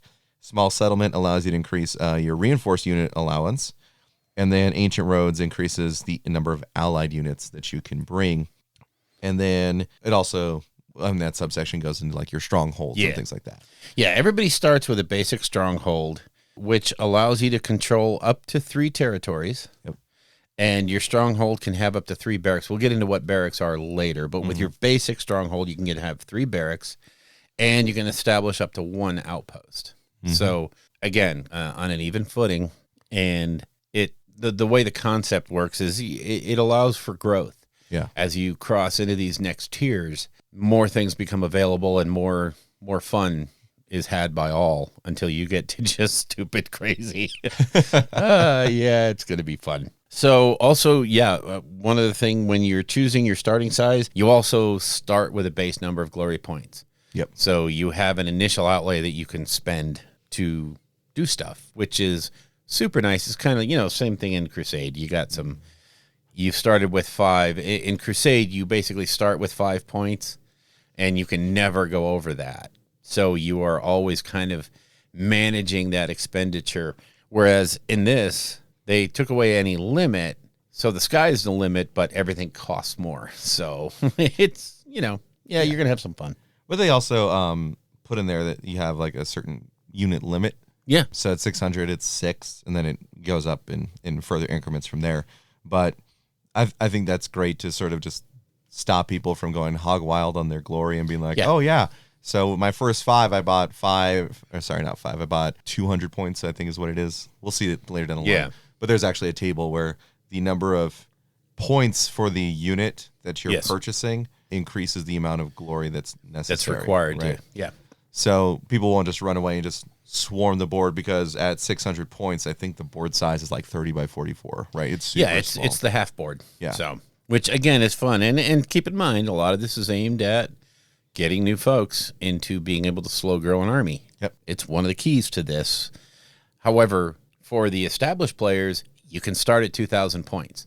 So if you've already got your army and you've got everything you need, you can start right at 2K. Yep. And have all the funds all the fast. So step 3, you would start to put together your order of battle. There are, like we said, limits. If you start, say, a 600 point Path to Glory, you're going to be limited to 6 units total. Yep. Whereas if you start at the 2,000, the limit is 16. So you're going to be able to bring your army. Oh, yeah. So don't worry too much about that. But in the beginning, you don't want that guy that has an established, 5-year history in AoS playing the new person that just bought a getting started box and just dumping on them. They won't be able to do it. The starting order of battle limits are, the total units is limited by the size you picked. You get 3 heroes, so you can have 3 leaders. Yay. There you go. And you get 1 of everything else: monster, war machine, wizard, priest. You can reinforce 1 unit, so you can double up on 1 of your battle lines, and you get 1 allied unit. Mm-hmm. So it's pretty low. You're not going to be just dominating right off the bat. When you're picking your order of battle, quite literally what you're doing is you're picking the units that you want. You may not necessarily have them, but you want to put them on your order of battle just so that you have that to choose from in the future. I may still be working on a unit of, I don't know, Stormcast, whatever, the new Vindicators. Vindictors, that was it. I haven't built them yet. I'm going to put them on my list anyway because I want to be able to choose that later on. And when you get to a fight, we'll get into this later, but when you go to sit down and do an actual game, you don't have to use your whole order of battle. And in a lot of cases, you're not going to. Yep. Because it makes no sense to do that. Sometimes you want to rest a unit. We'll get into why later. But you also choose a warlord at this point for your order of battle. Uh-huh. And in fact, it says the first unit you add must be your warlord. Must be your warlord. So you have to pick your warlord before anybody else. Even though you might have a concept in mind. First thing that goes on there, warlord. Mm-hmm. So your warlord has to be a single model that is a hero and a leader. It has to be from your faction, obviously. And it cannot be unique. So Nagash is right out. So it kind of keeps you from getting too silly, but it also gives you something you can put an artifact on. If you're new to the game, you might choose a named character by mistake. Mm-hmm. And oops, now all of a sudden I can't do half the things that everybody else is doing. So this is sort of insurance, and it's helpful for new players. Agreed. And again, as you're building it, you're looking at the pitch battle profiles because you have a point limit. So if it's a 600 point or a 2,000 point, you may not run into the unit limit, but you may run into the point limit. So you have to keep in mind what you're doing. Mm-hmm. Now, again, it also says Battalion's endless spells and invocations. To begin, you can choose with 1 core battalion or War Scroll battalion. So depending on how you're playing and what your Path to Glory is doing, you may have access to the old War Scroll battalions, which I think would be wrong because they're imbalanced for 3rd. You can also choose 1 endless spell or invocation that your faction has access to, and you would note them down in your vault as having access to that, and the points do count against you. So if you pick a 110-point comet, that counts. So the other things we have are core enhancements. So they talked about there are two types, as Bill talked about earlier, core and bonus enhancements. Core enhancements are the ones that are granted by the core rules and your allegiance abilities. So core rulebook, battle tome, right? Yes. Not the special things that come out of doing a Path to Glory event. Those would be considered the bonus enhancements. You do need to, at step 4, so after you get everything figured out with your endless spell, your warlord, that kind of stuff, you need to pick the core enhancements. So that means you need to go through your tome, figure out what they're going to be. You can check the core rules, and it gives you the place to refer back to it. I just think this is... I just have to go back and say I think the core rulebook is just structured so well when it comes to the rules. Oh, my gosh. How it has everything that's recursive, like go back and look at this or read this. Yep. I just love that it keeps doing that. It does clarify that bonus enhancements will only be available later on by completing quests. Right, which will become actually very important in terms of developing your army throughout Path to Glory. And it also says that the core enhancements cannot be changed later, so choose wisely. So exactly. If you have a plethora of choices, make sure you're good with what you're picking, because this is it. Yeah. Same thing with structuring like who your warlord is. I'm claiming that this is my warlord, right? You're claiming what their core enhancements are. There's no going back. Understandably so, because, while narrative can be sort of loose on the edges, right? The idea is you're following this character's story, this army's story, and developing that. Because as a narrative player, it's not just like, I want to get in games. It's like, no, I want to experience my army through this lens of creating a story. Yes. Not to say that, a person in real life couldn't go sell something and exchange something for something else. Yeah. But when you're dealing with like things of great import, such as artifacts that have been blessed by the great horned rat or something like that, it's not like you're going to go just exchange it over at the pawn shop or something. It makes you think a little bit more and tell that story and tell it well. So the extra enhancements are also covered in this section. This is what Bill talked about earlier, because if you get something within your core rules and your allegiance abilities that says, oh no, you get 2 mount traits, or for example, the Sons of Behemoth, you could take 2 artifacts. 2 artifacts, based on a command trait. So then you take the enhancement, and then you get 2 artifacts, and you can have both. And so it covers all of that. Yes, you're still allowed to do what your allegiance allows you to do. Yeah, very, very handy. Very nice. Super well done. Well explained, I think. Mm-hmm. Everybody can get an idea of what's available to you and how important the choices are. What it reminds me of is, like with RPGs, tabletop RPGs, it's the step-by-step character creation, army creation, as it were. So I think it was done really well, and totally changes what Path to Glory would have been in the past. And so after you get your enhancements set up, then you need to pick your first quest. And there are only 8 quests in the core rulebook at this time. So that's why we definitely need the supplemental materials to come out. That way it can even expand and enhance what it is that you're capable of doing, what kind of quests you're able to complete. It pretty much says in the book, just like, hey, guys, wait for more stuff to come out. Guys, guess what? More stuff's coming out. More stuff will come out, yeah. Hey, when the stuff comes out, you can... So it really is heavy-handed in telling you that you're going to get more, but here's enough to get started, right?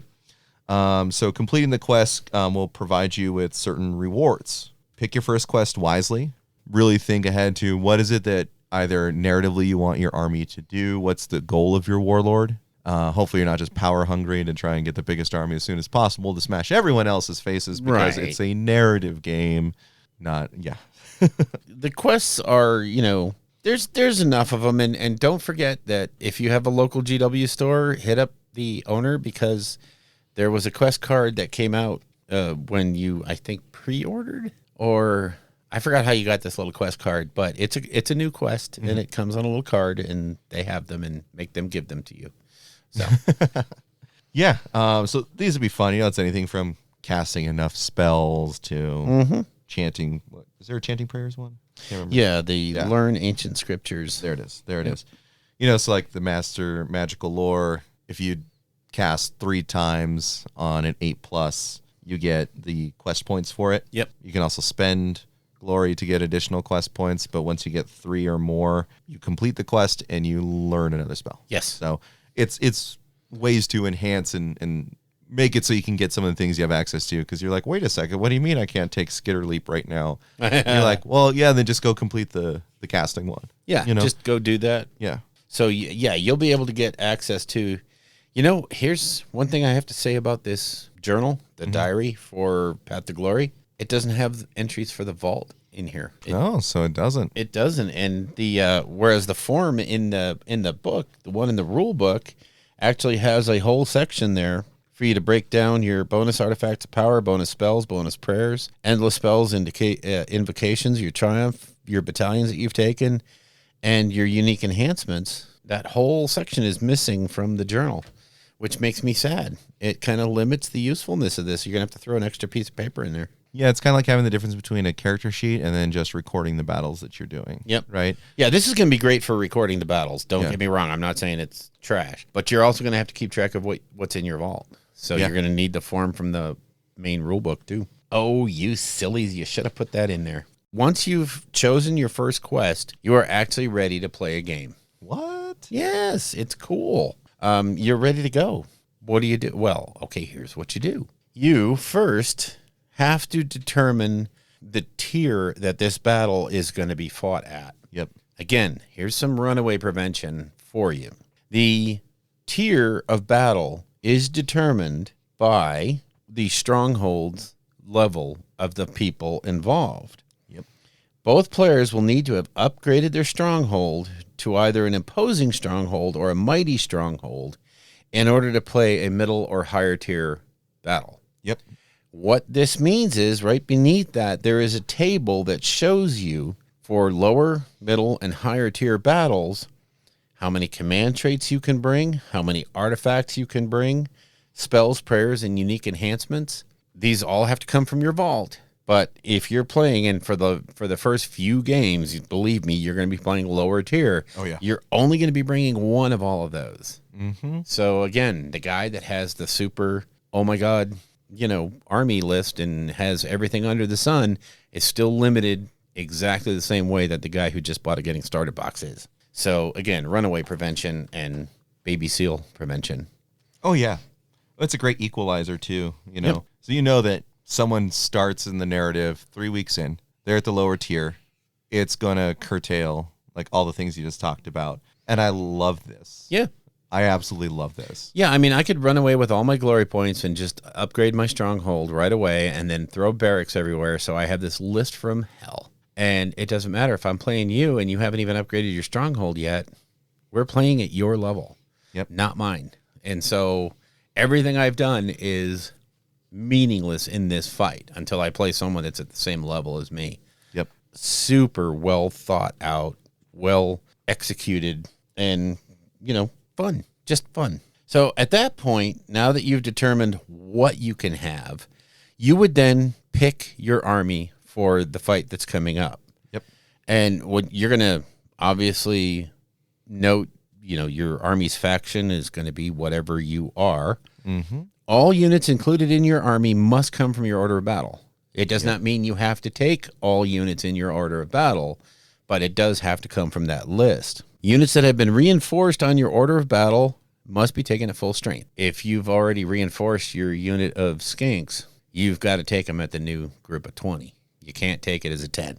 Exactly. To save points. Enhancements that are given to your army must be core enhancements from your order of battle. You can replace any of your core enhancements with one of the bonus enhancements from your vault. Replace, not in addition to, replace. Mm-hmm. So unless that core enhancement is a requirement of your sub-faction. So again, if you're playing Beast Claw, you've got the 2 mount traits. You still have the 2 mount traits. Yes.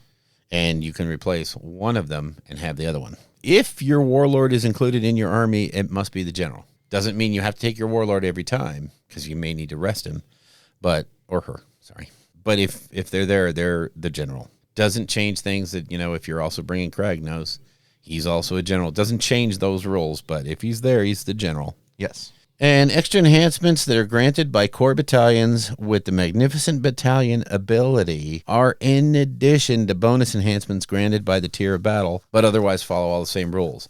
So basically, you're playing AoS 3.0, just with this as the underlying format for how you're bringing stuff together. And there's a set of different roles. I'm not going to go into them too much. If you're playing someone that's not on the path to glory, just like you can't bring any of your bonus enhancements because they don't exist in the basic rules. Can't expect everybody to have that, so don't do it. And you can't use the veteran abilities that you may have gotten along the way.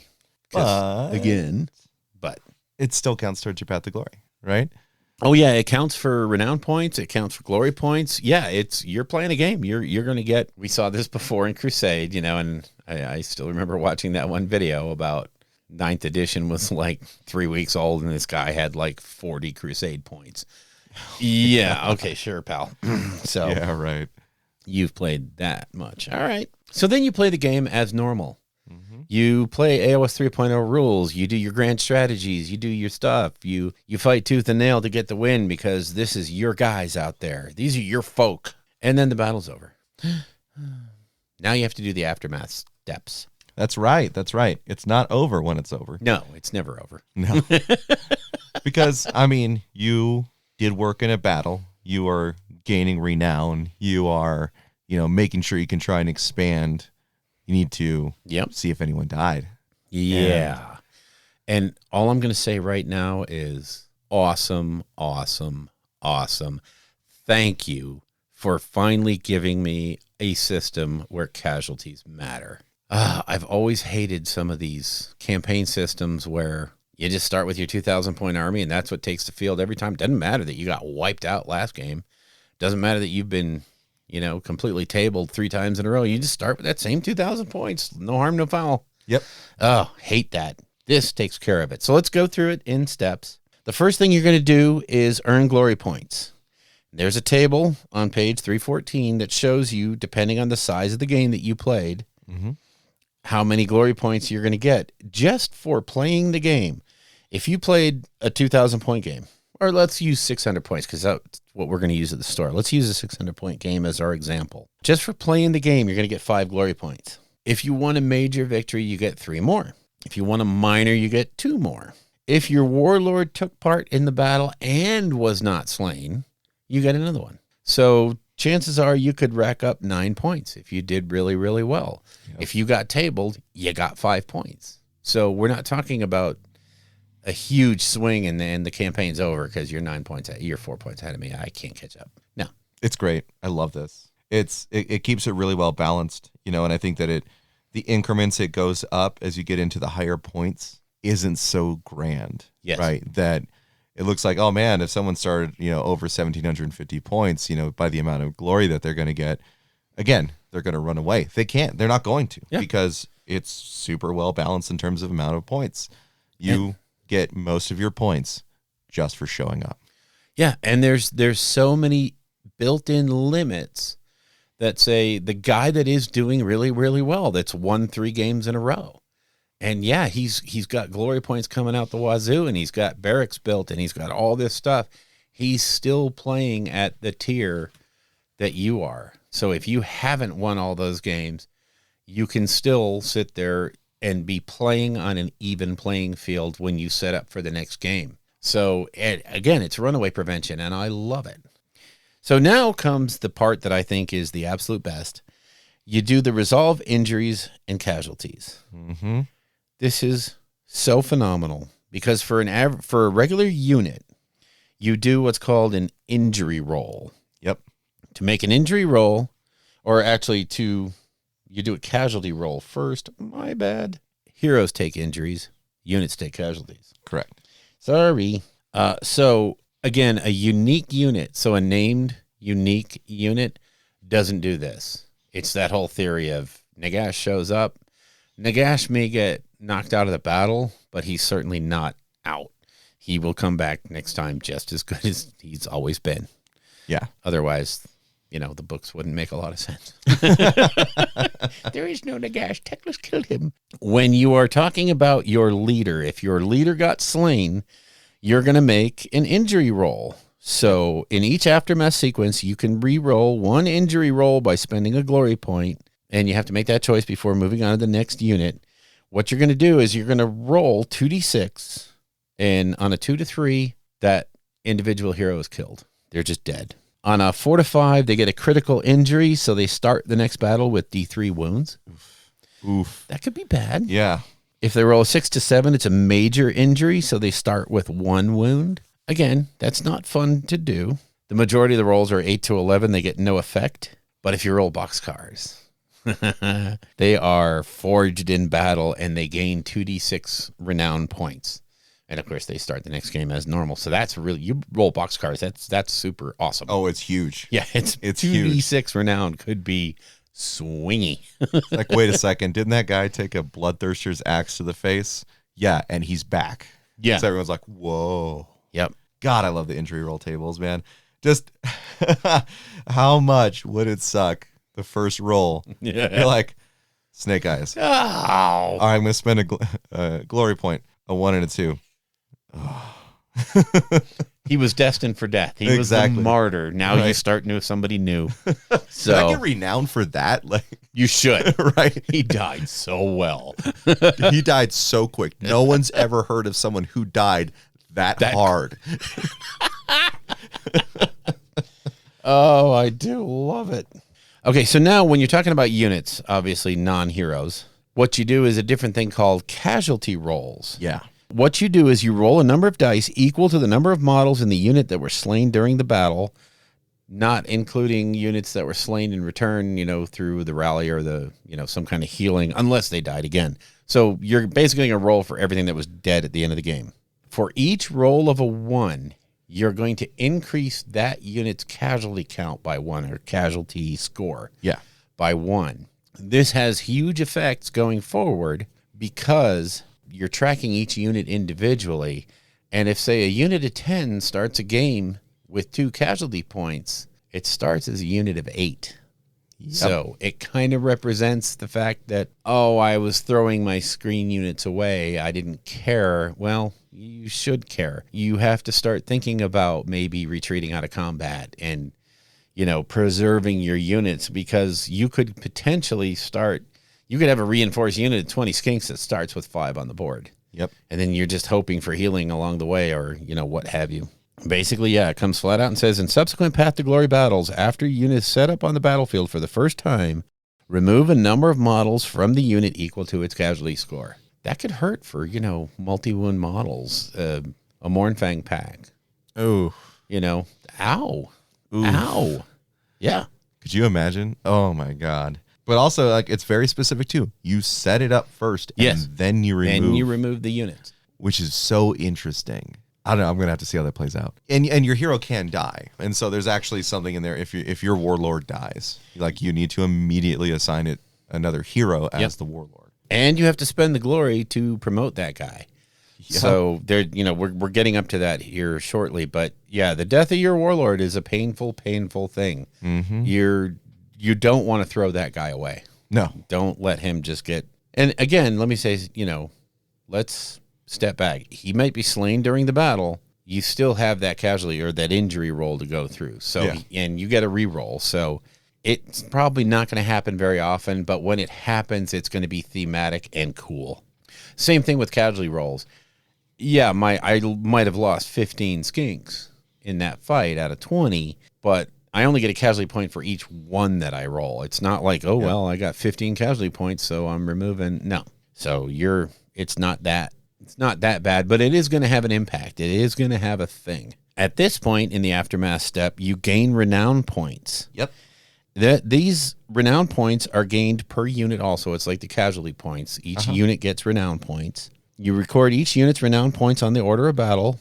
They gain them by doing different things. Each unit that took part in the battle and was not destroyed, slain to a man, gains 1 renown point.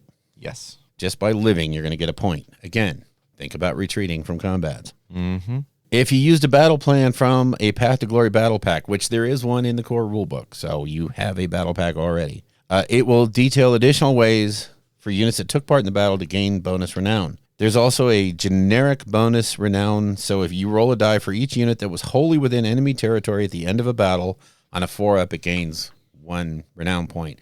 That's a generic one if you're not using something without a battle pack. Mm-hmm. And then you also get favored warriors. This I truly love because you, the general, get to pick one unit that took part in the battle to be your favored warrior. That unit gains a D6 renown points. So you can basically say, this unit took a lot of casualties, I need to do some healing, or I really like this unit. Boom, here's 6 more, here's a D6 more renown points. As you gain renown points, you also go up in veteran status. This is very weak in Path to Glory in the core book. I believe that the battle tomes will flesh this out quite a bit. So the renown ranks are 0 to 4, 5 to 14, 15 to 29, and 30 plus. Yeah.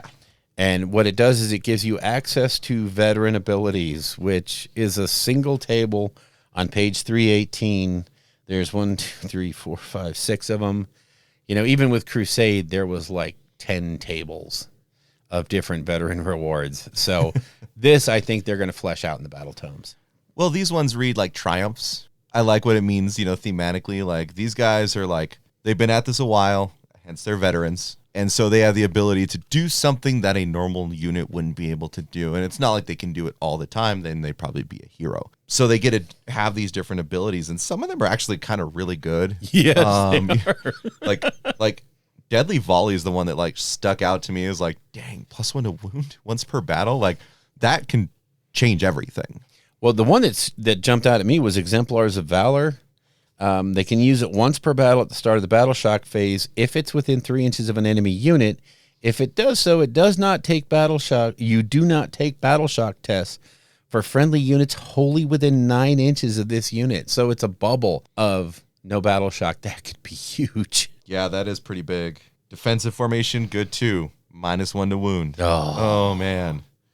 Yeah. Super. I mean, these veteran abilities are going to be what makes units of renown. It's true. I'm really excited for this. God, more and more, I think I want to do the Arch Warlock and the 3 Storm Fiends. You're just having these gears are turning. I love it. I mean, I'm just saying, shock gauntlets, rattling gun, oh geez, wind launchers, and they're like, what is that, 12, 19 wounds worth of model on a 4-up save native. Oh Jesus, that I can put to a 3. Ooh, you are scaring me. Sorry. All right. Okay. That was my little deviation. Yes. So yeah, you get to earn veteran abilities, and it even shows like they get multiple veteran abilities if they stick around. Yeah. Which is huge. Yeah. Huge. A unit can have up to 3 of these abilities, so they could be terrifying when they're up at the 30-point range. Oh man. Now, heroes get renown also. Yes. Except they only have 2 tiers. They have 0 to 14 and 15 and higher. And when they hit that 15 mark, they gain a command trait. That, again, can be huge. Command traits are, they're kind of a thing in this edition. A little bit. Yeah. Imagine having like 3 or 4 heroes all with command traits. Mm-hmm. Oof. And it does specify a hero can never have more than 1 command trait, and different heroes in the same army cannot have the same command trait. But still, it's a great way to start spreading the love throughout your... And again, it means you don't have to take the same hero every time. We're going to get into this when we talk about recovery here in a bit. Oh, yeah. So the next step is your quests, right? We talked about there's the 4 in the core book. There's also the additional card that's been handed out. Mm-hmm. And so you need to keep track of your quests. Yes. Right? Did you complete the quest during this most recent battle?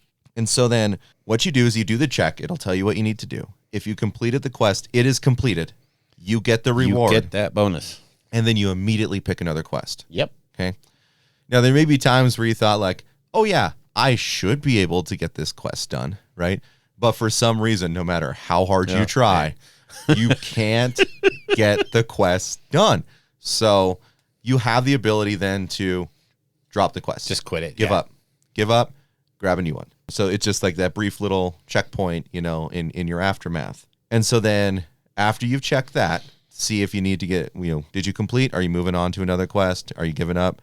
Then you move on to managing your stronghold. Dun, dun, dun. Right. So there's, again, you're getting all of the glory points. You're getting all of the currency. It's not like you're just going to sit on it unless you're a dragon. I don't know. You can use it to upgrade your stronghold. we talked about, you have your regular Stronghold, Imposing, and Mighty. If you are going to be advancing within the system, you need to upgrade. Yeah. You need to spend the points. Unlocks additional command ability spells, all those things in your vault. That's how you get access to more of them. Right? More territories. Yes. More barracks, more outposts, the things you need. Yes. Right? So this is where it'll come in. And granted, I mean, it's 30 and then 60 glory points, you know, to upgrade. So you could be the kind of guy that tries to bankroll until you get 60, but I think it's better to do the 30 then 60 so you can expand more readily. It's a grip of points. It's 90 because there's a prerequisite to get to the big one. Yeah. You have to have the next one. So it's 90. It's 90 no matter what. So you hit 30 and then you hit 60. Oh boy. And that allows you to get more done, increase your territory so you can start customizing your army out more. Then you can do other upgrades to it as well. So one of the things you can do is you could spend 5 glory points to add a barracks. Remember, you have a cap on your barracks, okay? But you can spend 5 glory points in order to add a barracks. Right? But what does adding a barracks do? Well, that's a great question there, Bill. Why don't you tell me? No, I'm kidding. It increases your the limit of your units by 2 to a maximum of 30. So you want barracks. Yeah, if you're starting out at that 600 point thing and you have that 6 unit limit and you want to add a unit of X to your army, well, you need a barracks to do that. Now, when you're playing at a 2,000 point range, why would it make sense? Because I don't have 16 on my army. Yeah, it will make a difference when you're starting to want to have flexibility to bring different types of armies onto the field. Remember, you don't have to take everything on your order of battle, and most of the times you won't because the points won't work out. Exactly. Keep in mind, having more units is more better. Yeah, and it just, of course, it matches, right? Your whole entire force is not going to be deployed for every battle. Where would they be? Where would they be chilling? Yeah. They probably need to be living somewhere. Yeah. So let's have barracks. I think that might be like the straight shot a lot of people do is try and get to the imposing stronghold as quickly as possible in order to increase your barracks. In order to have 5 barracks, 5 more barracks is so that you can have a lot of flexibility in army choice. Oh, but it's only up to 5 because you start with 2, right? 2 barracks. Yeah. So you go up to 5, so you get 3 more. Yep. And then you get 7 more when you get a mighty stronghold. Yeah, you go from 5 to 12. That's good. You know what I like about this is just, it's really occurring to me, is it feels like you're doing something more than just having won or played a game, right? Yeah. You're actually earning yourself something, yes. right? And I think that in terms of just interacting with your game more and embracing your game more and enjoying your game more, earning things other than the W, feels good, man. Yeah, it does. And that's the whole thing is even if you lose the fight, the battle, you're still moving ahead. You're still able to do things going forward. So, yeah, I like the system. I'm sorry. I'm a big fan. I like it. Can't wait to start playing, man. I know. It's going to be so fun. It's going to be good. Next, you go to territories. Oh, right? This is huge. So it has a very important note in here. You can never have more than 3 of a kind for your territory. Yes. So important. If all of your heroes in your army are wizards and you have 5 wizards in your list, well, actually you can't. You can only have 4. Right. Right? Yeah. Because you have 1 to start and then you can cap 3 more. Yep. Right? So this puts, I think, an important stop on things, and it kind of makes you have to flex into other things in your army. Yes. Right? Have you tried out the priests? Have you tried out the combat heroes? Right? Yeah. Get out of just doing the one thing and try the thing. Your order of battle's massive. And this is narrative. This is not, you're not trying to build a tournament winning list out of this. I mean, you'll probably end up with something like that, but the idea here is to build a very varied and capable force. Yeah. So the first thing you do when you're managing your territories is you make an exploration roll. It's a D66 roll, and there's a table on page 322 which shows you what you have found. And some of these territories are really, really cool. There's one that's called the Wellspring. You can pick 1 unit to benefit from this territory in each aftermath sequence. When making a recuperation roll for the unit you picked, it's treated as not having taken part in the battle. It's huge. Oh, man. Changing from a 2 up to a 4 up to heal wounds. Oh, man. Yeah. But I mean, they're all of them. They all have a good benefit for the ongoing campaign, and they're all upgradable. And in this step, you can also upgrade your territories. So they cost renown points, and they cost a ton of them. I mean, most of them are between 10 and 15 glory points, but the bonus is huge. For instance, at Wellspring, you can now pick 2 units that may have fought in the battle, but don't count as having fought. Wow. Or the upgrading your wildlands, increase the limit by 3 instead of 1 for monsters. Huge. What? Huge. Oh yeah, so good. It's so good. This is, and I like how it's a random element too. This is not something you pick. Right. Right.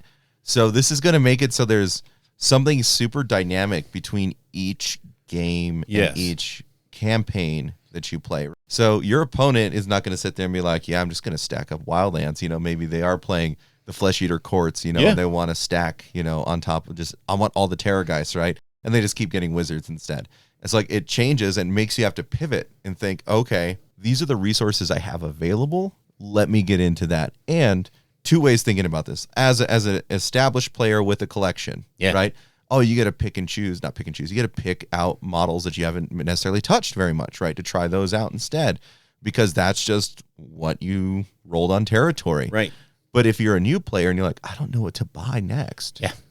Okay, let me get my territory first. Boom, monster. Oh, I wanted to go get that Gothizer Harvester, right? Yep. Go get it. Now I get them. It's awesome and it's cool. It's a great way to build your narrative. And as you go, you can actually see this whole Game of Thrones thing starting. It's crazy. One thing to stress, when you make the exploration roll and you come up with the territory that you found, you have to pay 10 glory points to then take that territory. Yeah. And to grab it. So you may not, I mean, you may be glory point starved. So that's a thing that you're going to have to consider as you're going through. Like if you're playing a 600 point game, in the aftermath step of the first game, you're not going to have 10 points. The most you can have is 9. So you're not going to be able to spend a point on that or spend your 10 points on that. So it's a slow grow. Getting these new territories and getting those bonuses is a slow grow kind of thing. Actually, no. You can't get one the first because you get 5 glory points. Oh, that's right. You start with, you would be able to. Yeah, you're right. I'm wrong. Because you could gain 9, or hell, just for playing the game, you're going to get 5. Yeah. So you would be able to buy a new territory. Start with 5 and you get 5. Yep. Huh. Oh, so no matter what, you'll be able to get one. But you also may need to recuperate. So I know. Unless you have this completely like non-interactive game where you and your opponent are just kind of shuffling between the 2 different. I don't want to die. I'm not going to play. Right? Oh, wow. That could be. What would it be like being a Mega Gargant? Like, because at 600 points, you get 1 model. Yeah. And it has to be a Mega Gargant. Yes. And so what if you happen to go against someone who can actually just blast you off the board? Oh, God. And then you roll Snake Eyes. We're getting bad. We're getting off track. Okay, so manage your territory step. A lot of fun to be had in that step. A lot of things you can think about. Again, it's a random roll. You're not always going to get what you want, but if it's something you want and you are able to buy it, it's going to be a great feels. Last but not least, you would manage your order of battle. Now, this is huge because remember we said you made an order of battle and that's what you can draw from and that's it. And we also said you're going to take casualties, so you may be setting up smaller units. Well, here's where you can take care of all of that. In the manage your order of battle, you can add new units to your order of battle. You can recuperate a unit that has suffered casualties. You can reinforce a unit. So if you want to make that unit of 10 skinks into 20 skinks, bam, do it now. And there is a table in here that is basically crossed by the cost of the unit in points from the General's Handbook. Yep. And it shows you what the glory point cost is to add to that unit or to add it to your roster, to recuperate it, or to reinforce it. Now, I'll use that unit of skinks as an example. They fall into the 0-100 tier. So if I wanted to add a new unit of skinks, that would cost me 3 glory. If I wanted to reinforce it, if I wanted to go from 10 to 20, it costs 4 glory. So it's more than buying the unit itself. And of course, to get a recuperate roll is 1 point, but we'll get into that here in a second. Adding new units, this is the way to, really flesh out. And I like the way the point costs are not terrible. You'll be able to add units for pretty much what you would gain out of a fight. Again, if you take, I should have said this during the casualties, if you take the number of casualty points equal to the starting size of the unit, that unit is gone. It's erased from your order of battle. Yeah. So if you had a unit of 10 skinks, they all died and you rolled all ones, it's gone. Or if that happened over a set of successive battles, they could conceivably evaporate. And then you'd have to pay to get them back. To add a unit. Yeah. And then to reinforce it. And so on and so forth. Yeah. So there's no free lunch. Now, to recuperate a unit, let's say you have a unit with, 3 casualty points and it's really starting to get annoying. You can spend glory points to recuperate a unit with a casualty score of 1 or more. The number of glory points you must spend in order to recuperate a unit is determined on the table. So a cheap unit would cost you maybe 1, whereas like a 200-point unit costs you 4 glory points to roll for recovery. Oh, yeah.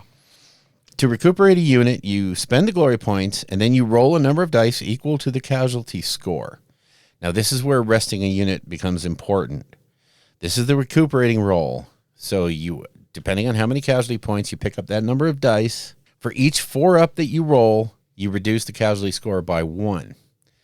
If the unit did not fight in the last battle, it's on a 2-up that they recover. So you have to start rotating your units.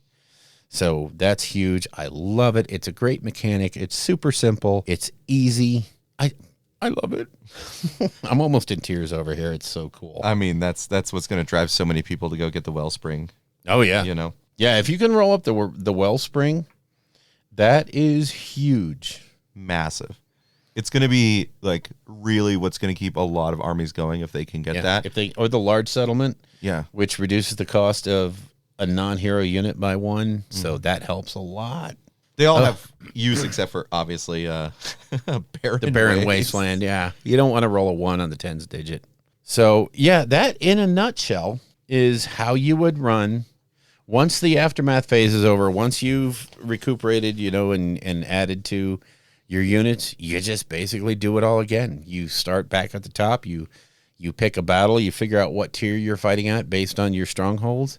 And you go for it. And you make sure you have a current quest.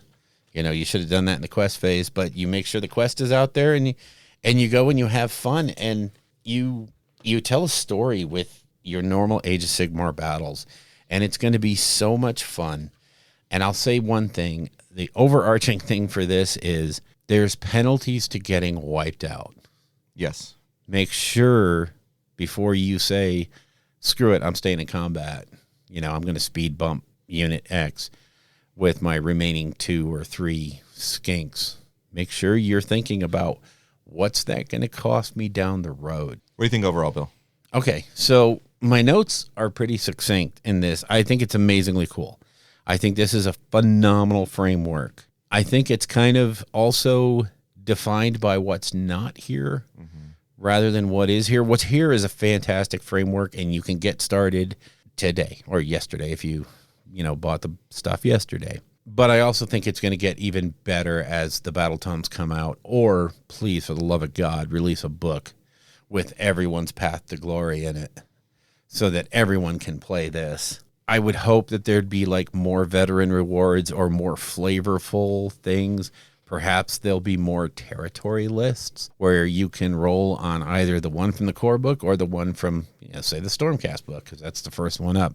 I'm hoping it's something like that. Again, I think it's going to really suffer like Crusade does. If you're playing somebody that has a framework, a book, an updated battle tome, and someone that doesn't, we're going to have that Crusade thing where you have access to more cool stuff than the other folks. So again, release a book with all the Path to Glories in it. And last but not least, I think the runaway prevention is fantastic. Oh, yeah. Just the whole idea that the one guy that's really good and happens to win a few games early on, he's not just going to run away with the campaign just because he had a few early big wins. Yeah, I mean, thinking back to Path to Glory, the first time we did it at the shop after it opened, there's one guy who came in and just played a ton of games against anyone. and just racked up glory points by the end of it when it was, because it was imbalanced, essentially, because it would incentivize you to play games. He had like a 6,000 point army, and the next person had like 2,200 or something like that. Yeah. And where's the fun? Nowhere. No fun at all. I'm excited for it. I can't wait for us to start our campaign this next week. How am I going to do these Skaven on it? But I'll figure it out. It's going to be fun. And that's half the fun, is figuring out how. I'd like to talk to Anders real quick and say, let's not do a 600 point. Let's do a 2,000 point.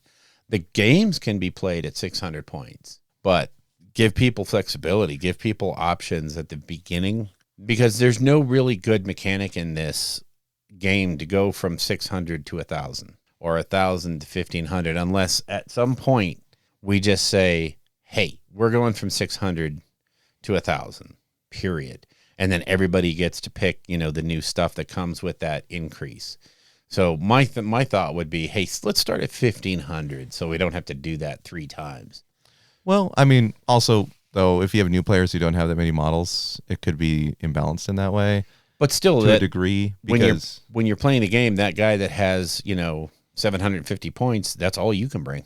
It's true, but then if you have more variety, it's like, okay, so this is this guy's army, so let me just switch out these ones because this is how I'm going to beat him. When that individual who's a new player may not have the model range to do it. Again, you're going to have tryhards everywhere. Mm-hmm. And if that's your thing, is clubbing baby seals, well, okay, maybe you shouldn't be playing narrative. You'd be surprised, man. I know. I get caught in it myself. I'm like, I don't like to play competitive, but what's the best list? Yeah, I know. I know it's hard. Hey, we can start at 600 and then bump it up. It's no big deal. We can make those changes. We can get everybody together and say, hey, everybody do this. Take this and this and this additional and have at it. It's going to be fun. Trust us. Oh, man. Oh, I can't wait to start trying to gain territories, and I'm so excited. All right. Yeah, and just seeing that one person that always rolls Barren Wasteland, and they're like, damn it. Right, first dice one. And what I would like to see coming up in the future, maybe, as they expand this and stuff. Okay, so Josh has 2 of those wildlands. I don't have any. I think I'll go take it. And at that point, you break out the Firestorm setup. You kind of go, okay, I'm going to fight in the territory where your wildland is. And if I win, I get to spend the glory to take it from you. Yeah, I think that would be fun. How about being able to sell territory as well? Yeah. Trade, sell. Yeah. I mean, there's so many things. Like I said, this is a great framework. There's so many little tweaks you can do. Yeah. Let's have a day, where you can auction up territories. Mm-hmm. I don't really need this, large settlement. It's not doing me that much. If you want it, yeah, I'll give it to you for 12 glory. I mean, if you want to cap glory, you just auction off the wellspring and just watch people go apeshit over that. Oh, what if we did it where at a certain point in the game, we just had one of every territory and just put them all up for auction? So if you haven't saved any glory points, you're not going to be able to bid. But if you have, right? Or like being able to make alliances and things like that. Yeah. Set up a 2v2 game. Oh, man. Yeah, the sky's the limit right now. The sky's the limit on how this could go, and I hope they develop it in that way. Yes, that extends it out. It's got the bones are good. Yes, right. The framework is great. Right, and so let's make sure that we make this into a home. Yeah, right? Let's see it come to form and fruition. That's what I'm going to be doing this afternoon. I'm going to build a Dominion box, I think. Yeah. So, yeah, I've got a couple hours before my guests show up. So, I mean, I'm not going to get the whole thing going. I was going to say, holy crap, build that 60 models in 2 hours? No. I think I should probably build skinks. Yeah, because we're starting Path of Glory on, Friday or Saturday? What do you say, the 9th? So it's Friday? Friday. So, yeah, I should probably build skinks. Well, we hope you enjoyed this pretty deep dive into Path of Glory. Yeah. Again, we love the narrative side of things, and so we'll be playing that a lot. Of course, we'll still be training up and gearing up for the GT New Orleans come October. Coming. Yep. So appreciate you listening to us. Of course, don't forget to find us on social media. Yep. We're on the Discord. The link to that is on, it's on Facebook. If you are only on Instagram, just DM us and we'll get you the link. Yep. It's also available on Twitter. We're also available anywhere podcasts can be heard, except for maybe a couple places. But and then, of course, we're also on YouTube. And if you are listening to us on YouTube, please hit like, please hit subscribe. Yeah. And ring the bell button. Yeah, exactly. Smash that like button. And this sad cat will turn happy. My favorite part so far really has been the Discord. Being able to chat with y'all in the community, and hope y'all don't mind that we bring you up in the show. We just really appreciate your interaction with us. It's the truth. Yep. Yeah. So I think this was a pretty fun episode. Yep. I do too. And we will see you in a couple of weeks. Sounds good. If you would like to get in touch with us, you can reach us at our Facebook page at www.facebook.com/rollingbadpodcast, all one word. Our Patreon page is at www.patreon.com/rollingbadpodcast, again, all one word. The Twitter account for the show is at rolling_bad.